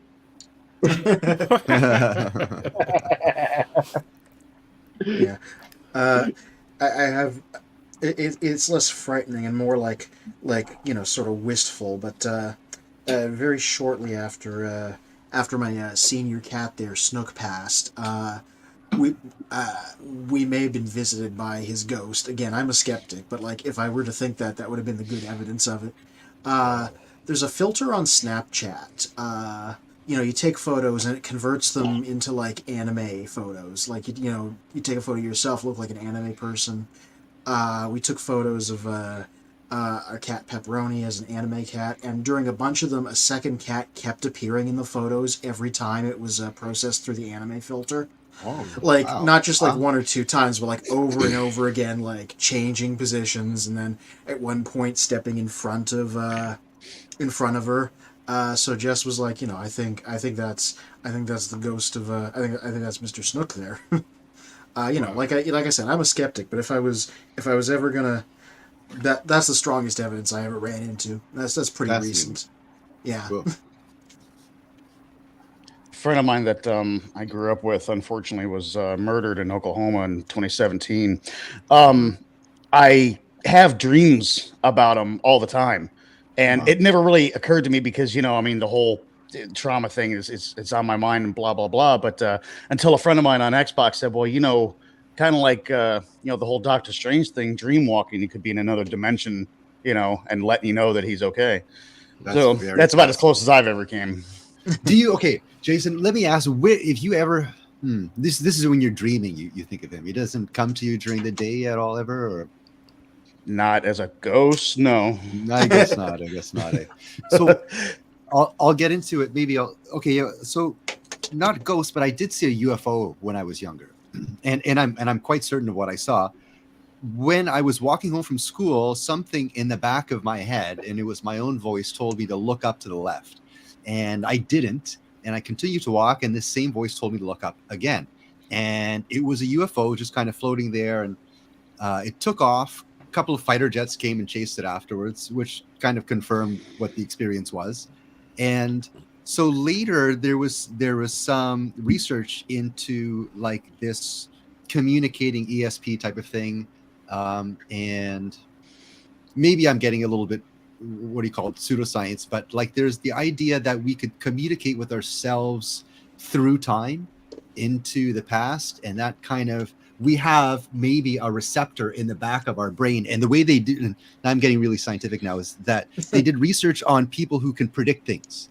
So like there's this, for example, this one Hungarian who used to bring his daughter to the horse races all the time, and she would like this figure out who was the winning horse. And it wasn't anything logical. It was just like, oh, it's going to be, you know, My Little Pony. And so she learned something from a very young age to have this extrasensory perception. And now they're doing some research into that, and they find like sparks are happening in the backside of the brain. I believe in that. So I'd like to talk to my younger self, little freaking idiot. I'd like to wring his neck. Yeah. Older me would shove younger me into a locker, yes. RG Eagle says, dang, you guys are scaring me with these real-life ghost stories, but yeah, I think ghosts are real. And cool. Eastman Freeman, I'm very much a skeptic. I'm just relating what happened. Michael. Which Michael? There are many. There are many. Yeah. Another thing is that we look at reality as like what we could see and observe, but like we're only built to see what we need to know of the universe to exist, right? We don't need to know what photons are to exist for our, you know, we're only human. We don't need to actually know this to exist, right? So there's a lot of aspects of the universe that we just aren't equipped to understand. And it's a possibility that we're living in a universe that's built on consciousness as opposed to time-space, which is a completely different concept. And the reason this concept has come about is because there is a limit to what we know of time-space. For example, gravity doesn't really work with the magnitude on the quantum level. So yeah, that's another aspect of the universe. It's very possible these consciousness could persist through time, even though they're dead. Yeah, it's a very, very interesting thing to think about the universe, especially at Halloween time. See, this would be a perfect time for being like, all right, everybody, close your eyes for 10 minutes or for 5 minutes and just feel out for ghosts. And then someone's wife comes in and just scares the shit out of somebody. Everybody be silent for 10 minutes does not make for good streaming content, in my opinion. If we all close our eyes for 5 minutes, let's face it, we're all going to go to sleep. Hey, they got to do it too. But it would be the perfect prank right now, you know what I mean? Just, you're closing your eyes, you're in the zone, trying to really feel for it, and all of a sudden, one of your wives come in behind you and just grab you. There's this whole segment on YouTube called the ASMR, and it's almost borderline exactly that. And like they get a lot of there's a lot of views in that, and I'm like, you're just they're scratching a piece of cardboard. 1 million views. So you should start whispering into the mic every time you say anything. So does anybody even know how many actual Autobots and Decepticons are dead and how many of their ghosts are floating around right now? Just one, Starscream. because he's I don't know. I've seen a lot of work. I've seen a lot of murdering That's from right. Prime in the movie, so I think there's a lot more than Starscream right now. So when they die, their spark rejoins with the Matrix, does it not? Yeah. Or the Allspark, or whatever you want to call it. Allspark, sorry. Yeah. Oh, it's been called both. I guess that's more in the newer timelines, because I mean, you know, in the original time frame, it's like, you know, you kill an Autobot or Decepticon, like they're just dead. Like there's no, you know, coming back or them merging or their spark or going anywhere. Also, you know what I blame? I blame Ratchet. He's not a good mechanic or. He would have words with you for saying that. If you can't bring time back, you suck. Another thing is that, like, people say that maybe it isn't necessarily like the spirit or what's remaining, is that like through your existence you leave an imprint on your environment. There was my ex's parents, so the mother-in-law would always clomp around the wooden floor every morning, 5 a.m., clomp down the wooden stairs and make coffee. And this was an everyday thing. And she was a very tyrant type of lady. She's a very influential type of woman, very imposing on her environment. So they say for months after she died, 5 a.m. every day, clomp, clomp, clomp, clomp, clomp down the stairs. So that's a very interesting thing. It's like, maybe it isn't the spark, it doesn't need to be there. It's just the influence that they've had throughout their life is still persisting. I follow you on the whole leave an imprint, because that's been my explanation for ghosts for years and years. Is you know, we are many thin layers of reality, you know, basically put over each other like lots of blankets. And if you notice, like anytime you have a ghost, it's usually something like an accident or a murder. It's a very traumatic, very abrupt, you know, death. So, you know, that leaves an imprint in our existence and into other existences. And that's always been my explanation for ghosts. See, in certain cultures, like Buddhism, you're not allowed to touch the body for 24 hours because then it disturbs it or something. I could be totally wrong on this, or it's something like if you leave it alone, it won't come back as a ghost because it doesn't have any unfinished business. That 24-hour grace time is for it to make amends and finish its business or something like that. I think that might be part of Shintoism. There's this very interesting movie I rented way back. It was called Departures, and I swear to God, I thought I was renting a comedy, but it turned out to be a Japanese drama about this couple, and this guy has to find a job, and he gets a job in a classified saying the Departures, thinking he's like going to be a travel agent or something. But no, he was like preparing for the departed. The obituaries. You know, he was like in Shintoism in Japan, like there was a whole preparation. Like it's a very interesting ritual, and I learned a lot about Japanese culture from this one simple movie. And I recommend the movie actually. Departures, very good movie. Yeah. I've been trying to find pictures of where we stayed at, but it was in Metropolis, Illinois. There's a friend of mine that we just met on Facebook and started chatting and everything. Well, him and his wife are paranormal researchers and stuff. And they were doing this ghost haunt thing in Metropolis, Illinois at this hotel. And I was trying to find it because I can't remember anything about it. I can't remember if it was a morgue or if it was a hospital.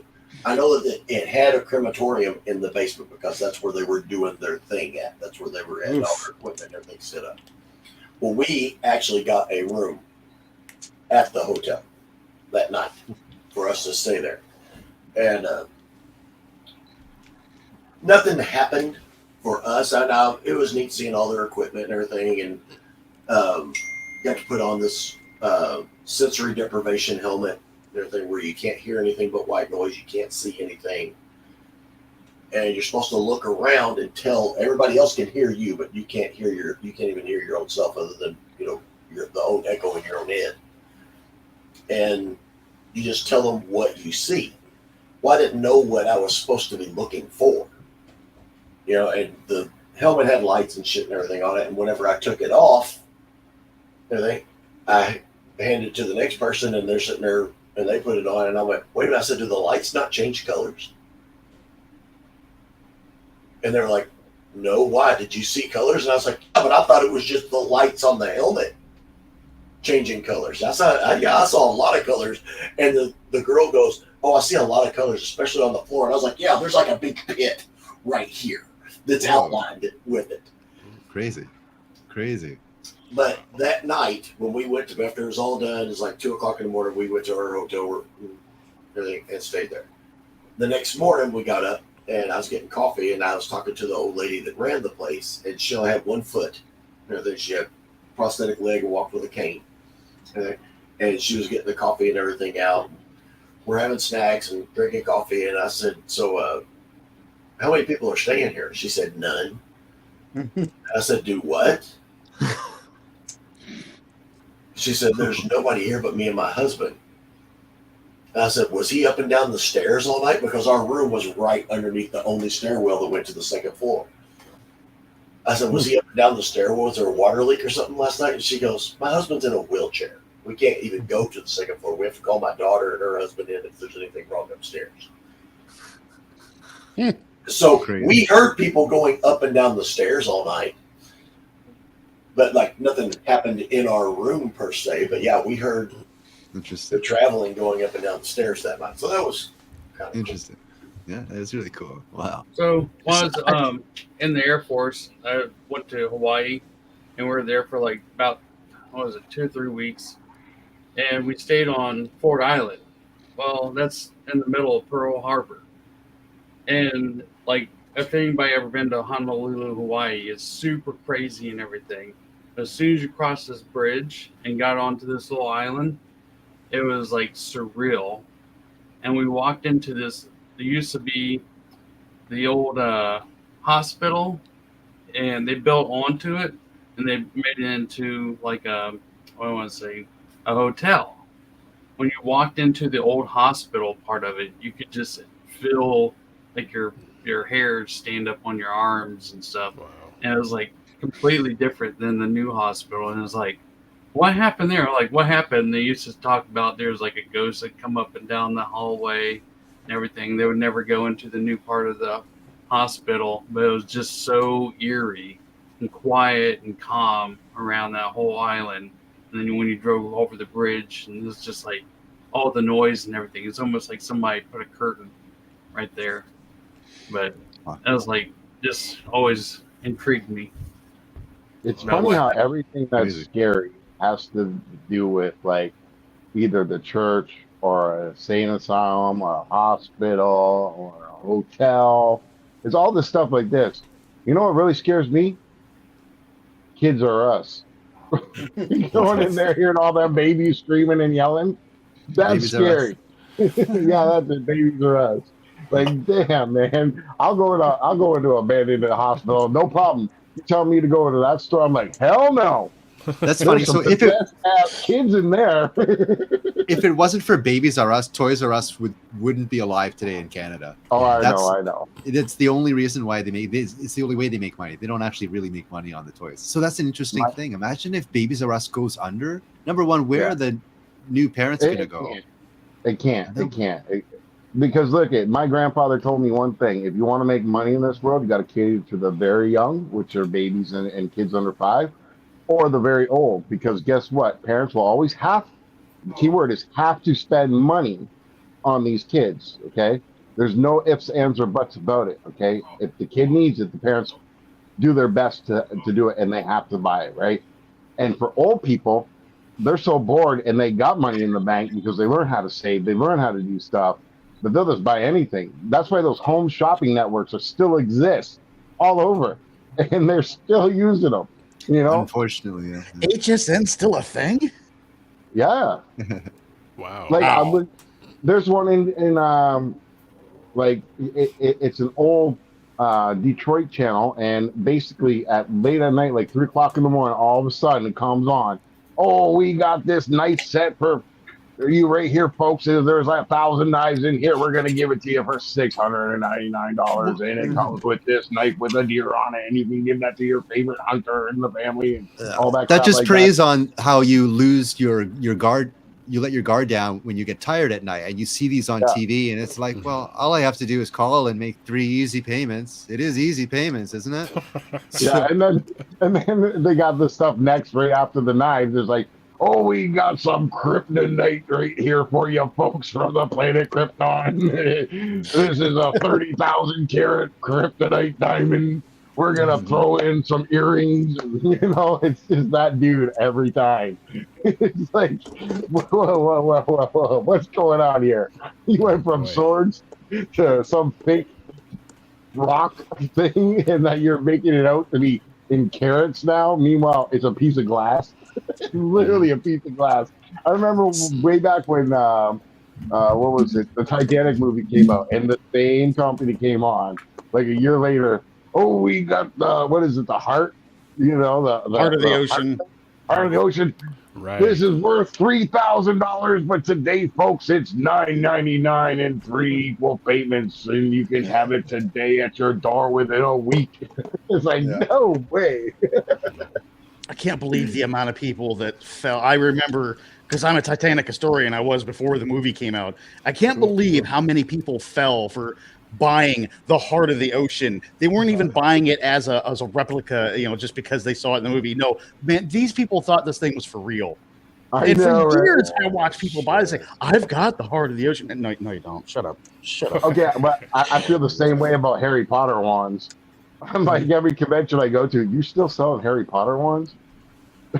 Like, didn't that go down with the Titanic too? So I don't know anything about Harry Potter, so yeah. RJ Eagle says Decepticitty hit on several points. Definitely, the vast majority of the brain is untapped with so many unknown abilities, and also like his UFO story. My friend caught one once on his cell phone. Zoom away. Nice. Duke Nukem says the assumption of general relativity that space-time is well approximated as flat to on sufficiently small scales being inconsistent with quantum fluctuations implies the existence of ghosts. I love it. I know some of those words. I feel like I'm watching Ant-Man 3. I was going to say this would go down the road of Loki season 2, but I'm not going to steer away on that. That's that's for another day. You can't even talk about that because I still haven't finished season 1. Oh, damn. Yeah, I just got Disney back. Disney back. I didn't have it. All I'm gonna say is I think that all of the good writing and direction and everything that the MCU had in the initial phases of their movies and everything, I think that those team of writers and everyone have worked on Loki season 1 and season 2. Like it is the best series out of. Isn't it that everything. John something? I don't know. John Cena. No. Favreau. John Favreau. Yeah, it's John Favreau. I think is doing that. That's why he's freaking talented. Happy. That dude. Happy from Iron Man. Yeah, that dude is so talented. It's not even funny. Like I've seen some stuff he's directed, and I didn't even think it was him because like every movie that I've seen him in, like that Vince Vaughn movie, that was the first one I seen him in, where they're just in a limo the whole time. Well, he's just great, man. Well, because I think, and I believe from what I read about him years ago, and it's something that Transformers has always been lacking, is Favreau's like, a comic book Marvel guy. Like he grew up and loved this stuff. So he's like, well, now I have the option to create these movies and create it how I love it, how fans will love it. And look where they are like a decade later. Transformers, we just get it in a guy of like, well, okay, give me a paycheck, I'll create some robots and hopefully people will buy into it, and like that's our movies. There is this one executive producer that was funding a lot of the Transformers movies. I forget the guy's name, but Lorenzo de Bonaventura. Oh, how do you know what's on my mind? So that's the guy. And so he invested in the X-Men movies, and he was, again, a comic book guy. He just wanted to see it on the big screen, right? And he invested in the Transformers movies. And I feel like we got to see his vision of what he wanted Transformers to be, He's got shitty vision. Yeah, let's not go down that road. The entire reason that they haven't really decided if if Bumblebee and Rise of the Beasts are a reboot or not is because every time they ask Lorenzo de Bonaventura, he just says the most insane, incomprehensible stuff about it. That's like entirely why it's like officially up in the air, even though it's pretty clear, you know, if you watch them. I don't know. I think 5-year-olds could do better. It's interesting because like it could be a completely different franchise, like a cohesive franchise, like the Marvel Universe, but it's more one shot to make the money and make it appealing to a big audience. I look at it this way: if I was the luckiest man in the world and I had the opportunity to say, okay, you guys want me to make you a Transformer movie, I would make it a timeless classic like freaking Legend or you know what I mean, like what's Princess Bride or Labyrinth, you know, or Dark Crystal. I think of those movies that, you know what I mean, and what made them what they were and why. And like I want to incorporate that in these Transformer movies, because the thing that I always seem to think that's missing is that you got too much explosions, too much dialogue, too much nonsense, not enough explaining. Symbolize the shit out of it and make it exciting but heartfelt. Because those are what those movies were. They were all like that for us when we were kids. And they're still great movies today. You can't tell me that if you grew up with those movies that you wouldn't watch one if it was on, because it was that great of a movie. I love a couple of years ago when they started talking about rebooting Princess Bride, and like the internet as a whole, as a collective whole, just no. Carrie Jules said no. Great. Thank God. Well, I remember Carrie Jules saying no, straight up. They said that about the last what is it? Is it the last Starfighter? You guys remember that movie? Oh God, yes. They're going to make a sequel. I was recommended to watch that. I haven't seen it yet. When they said they were going to remake it, and now they're going to do a sequel because everybody on the internet said, "You better not remake it. Don't you remake it." Like millions. I don't remember anybody saying they were going to remake it, but they've been talking sequels for years. Concept art came out like 3 or 4 years ago, and it looked fantastic. I'm still waiting for the rest of Dune. What the hell's going on with them? Oh, I was just gonna say that about remakes. Like Denis Villeneuve is the man. Like he did a sequel to Blade Runner. Yeah, that's one of my favorites, honestly. Like in general, just on its own merits. Didn't he do Total Recall too? I don't did the remake of Total Recall. I think no.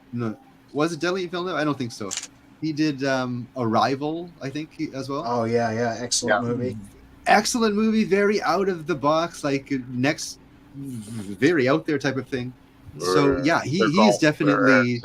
If I was going to be a executive producer of the next Transformers movie, I would get someone like Denis Villeneuve.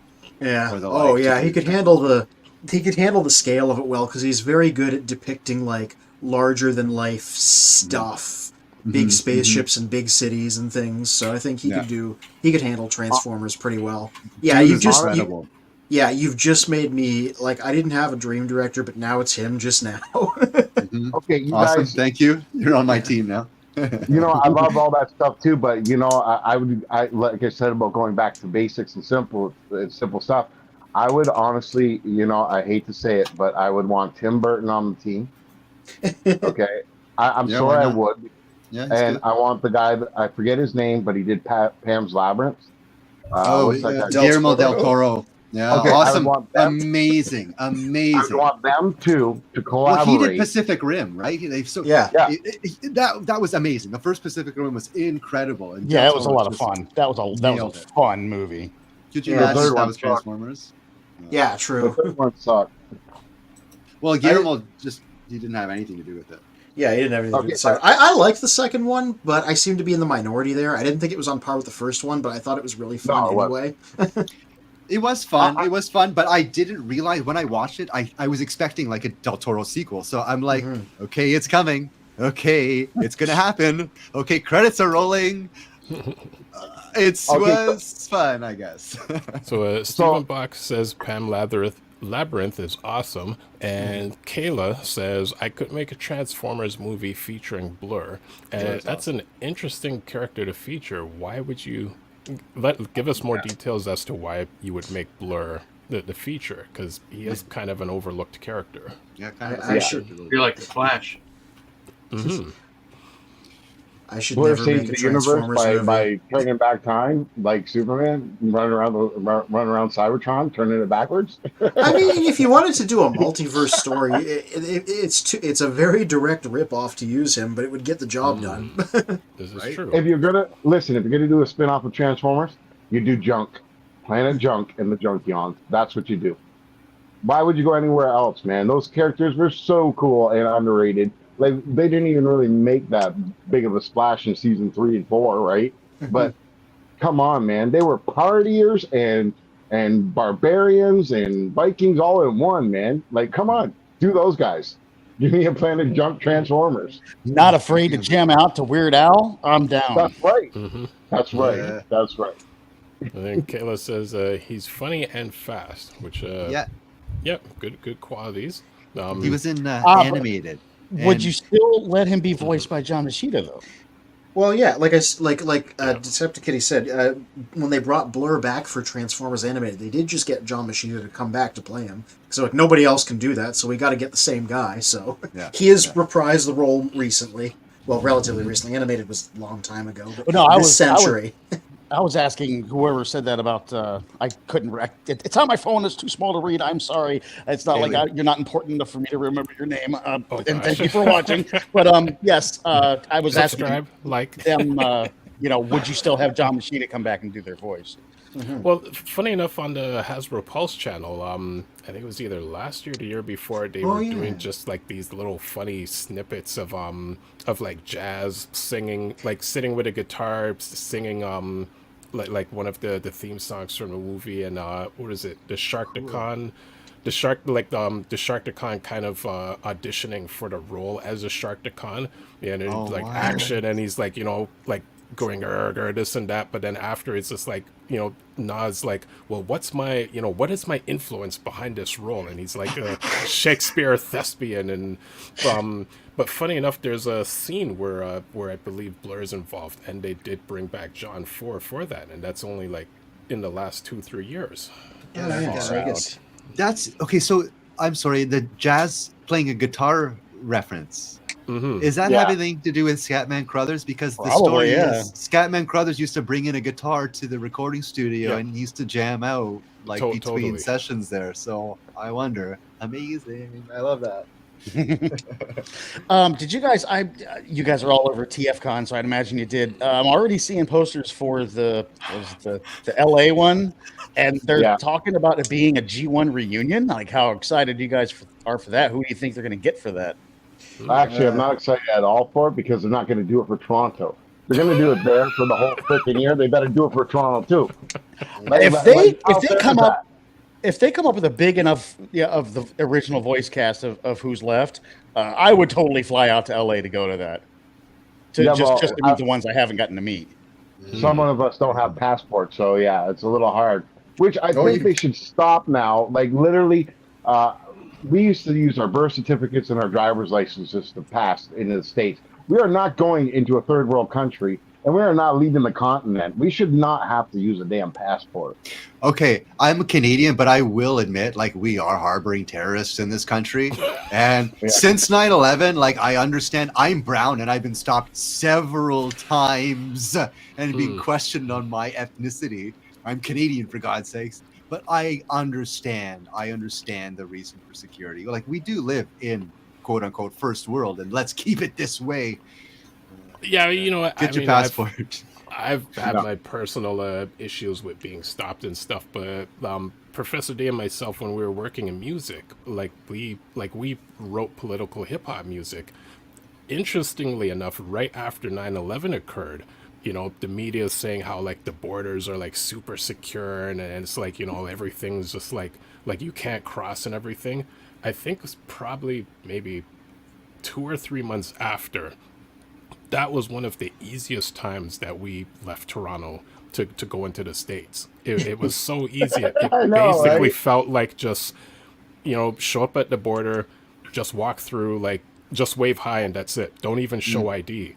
And we're like, all the other times, and depending which border, because the Niagara border is the toughest one. Every artist internationally will complain about it, but Detroit is a lot less lenient. But all the other times, you'll run into the odd border issue here and there. But right after 9/11, I'm like, this seemed to be like the weakest security in the planet. Like, where's this thing the media was hyping?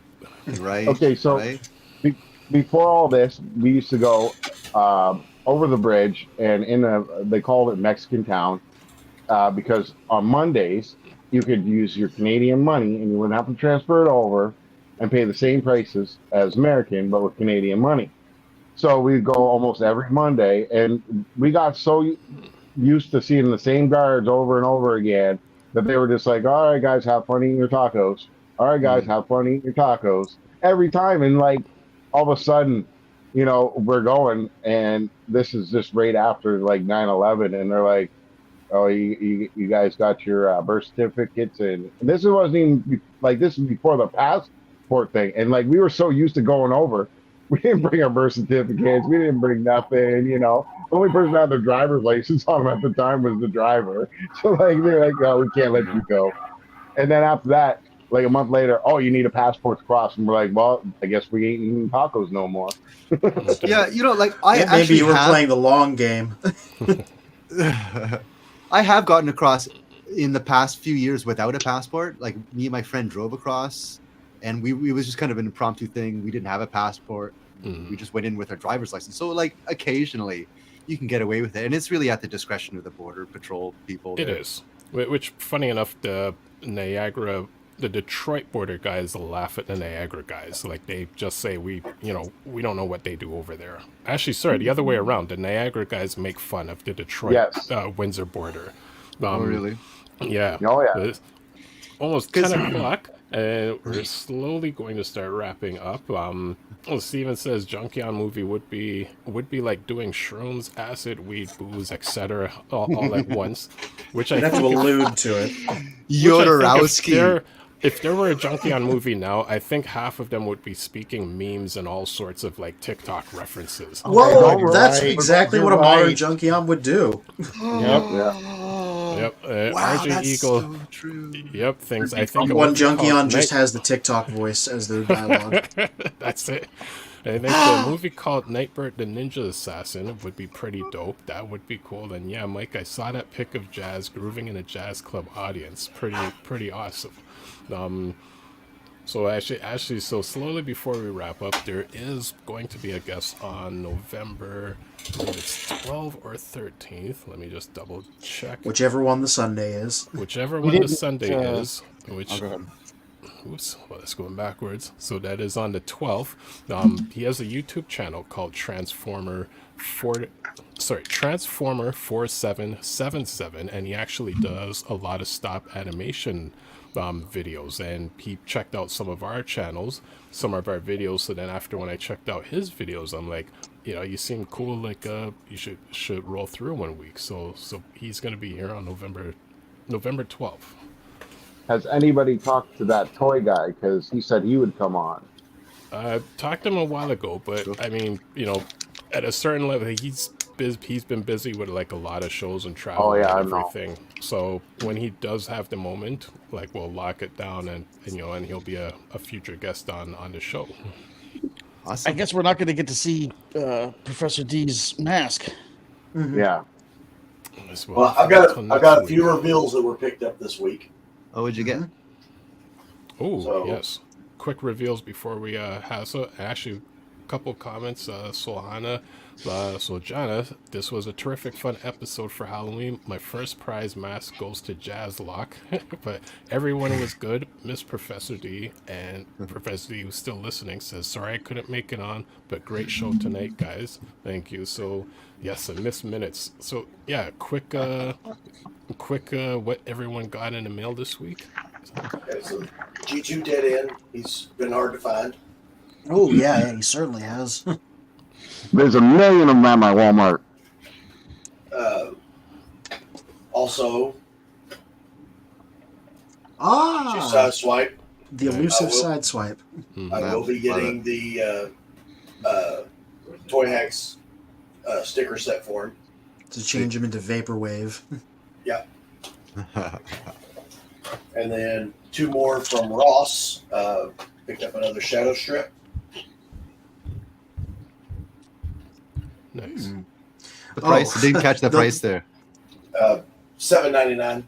Jesus. Nice. Every time. And Buzzworthy was also $7.99. Oh, so many good things for so little money. They're finding the Ark at Ross right now for $59.99. I read that My somewhere. Ross stinks. Oh.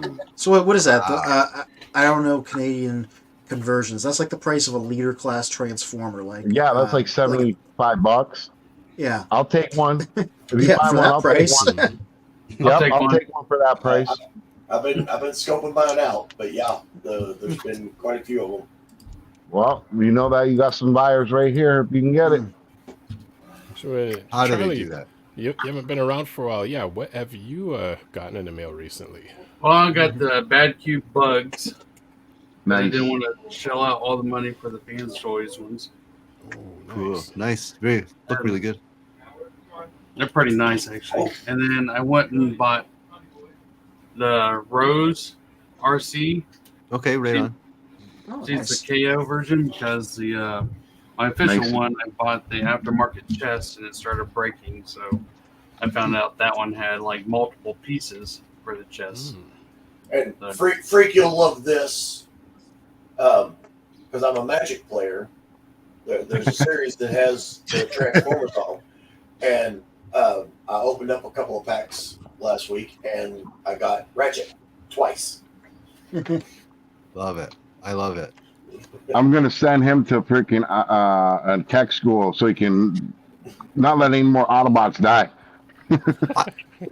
I'm sorry. Is that the new trading card game? It's not new. Magic's been It's around Magic. since 1992. Oh, it's Magic. Get out! Yeah. They did a Transformers crossover with Magic. They were bonus cards in the Brothers War packs. Okay, so like what I don't understand is this. So if I'm playing Magic and now I got Transformers, what if I get Unicron? Does that mean everybody just dies when I play that card? Well, they haven't made one, so. Because I know they don't have the Matrix. You know? It's a very interesting and convoluted world, Magic the Gathering. There's a lot. I know. So So I I'm just wonder. saying, you know, I'm sure it could Oh, exist within the Unicron. universe. If Ratchet could exist, why not Unicron? So, you know, you pull out a I've been playing Unicron. Magic since the beginning, which came out in 1992. And in college, 92. in college, we used it as a drinking game. We would set up 20 shots, and that was your life total. Whenever you were done, you were fucked up and you were dead because you had to take a shot every time you lost a point of life. So back in those days, lightning bolts were deadly because lightning bolt deals 3 damage to any target, so you would take 3. Damn. Yeah. Oh my goodness. So Steven Vox says, if I hadn't felt sick, I was going to wear my plush scarf and glove hat. Shiba Kobe says, nice to the characters. Shiba Kobe also says, man, I can't wait to go to Victoria's new Toys R Us so I can look for Buzzworthy 86 Hound. Professor D says, Bill, I'm in for a Ross arc if you can find me one. Make a list. Yeah, my local Walmart has like 3 G1 reissues, Perceptor, 2 Kickback, and 3 Shrapnel. Yep. And also says, one time I designed a couple of Crimson Pokemon cards in a free Pokemon card designer. 1 electric type and 1 ghost psychic type. Dude, I love crossovers like that. I've been telling my brother for years, why don't you make your own Transformers of Marvel and DC characters? And They're already out there.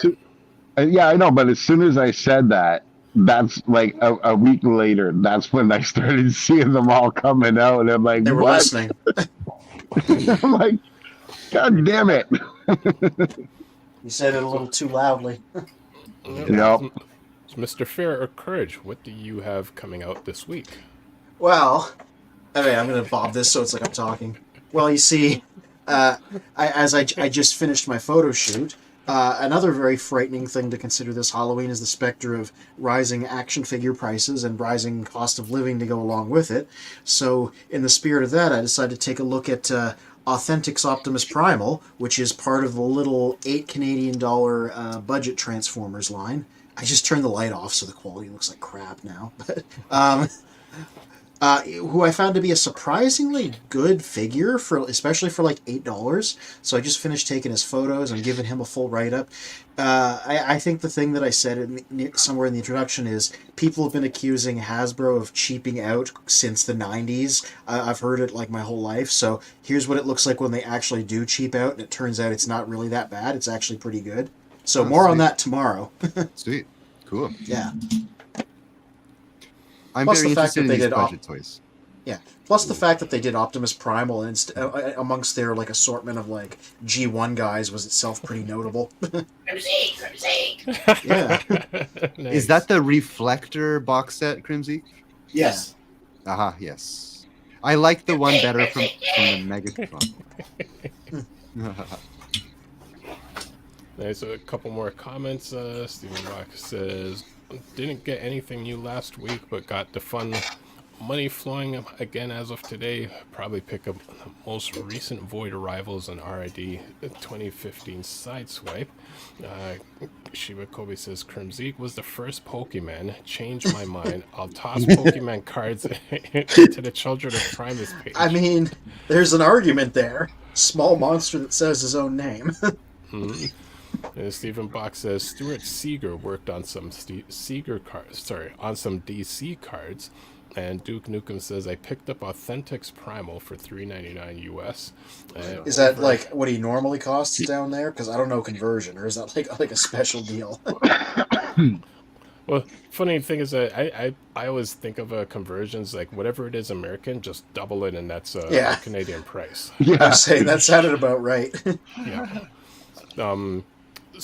Toy Vintage reviews on YouTube. Anything coming up this week? Next video for Toy Warp is going to be the Orange Crush Polar from Play School. It's an accompanying toy for the Bigfoot toys. I want to start going through those trucks for those videos. And over on Cruisers Motorsports, I'm going to be doing a Days of Thunder versus Stroker Ace, who did it better NASCAR movie.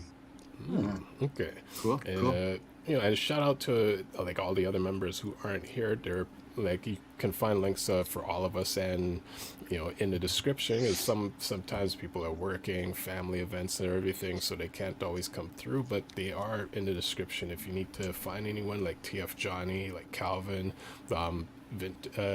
Toy Facts.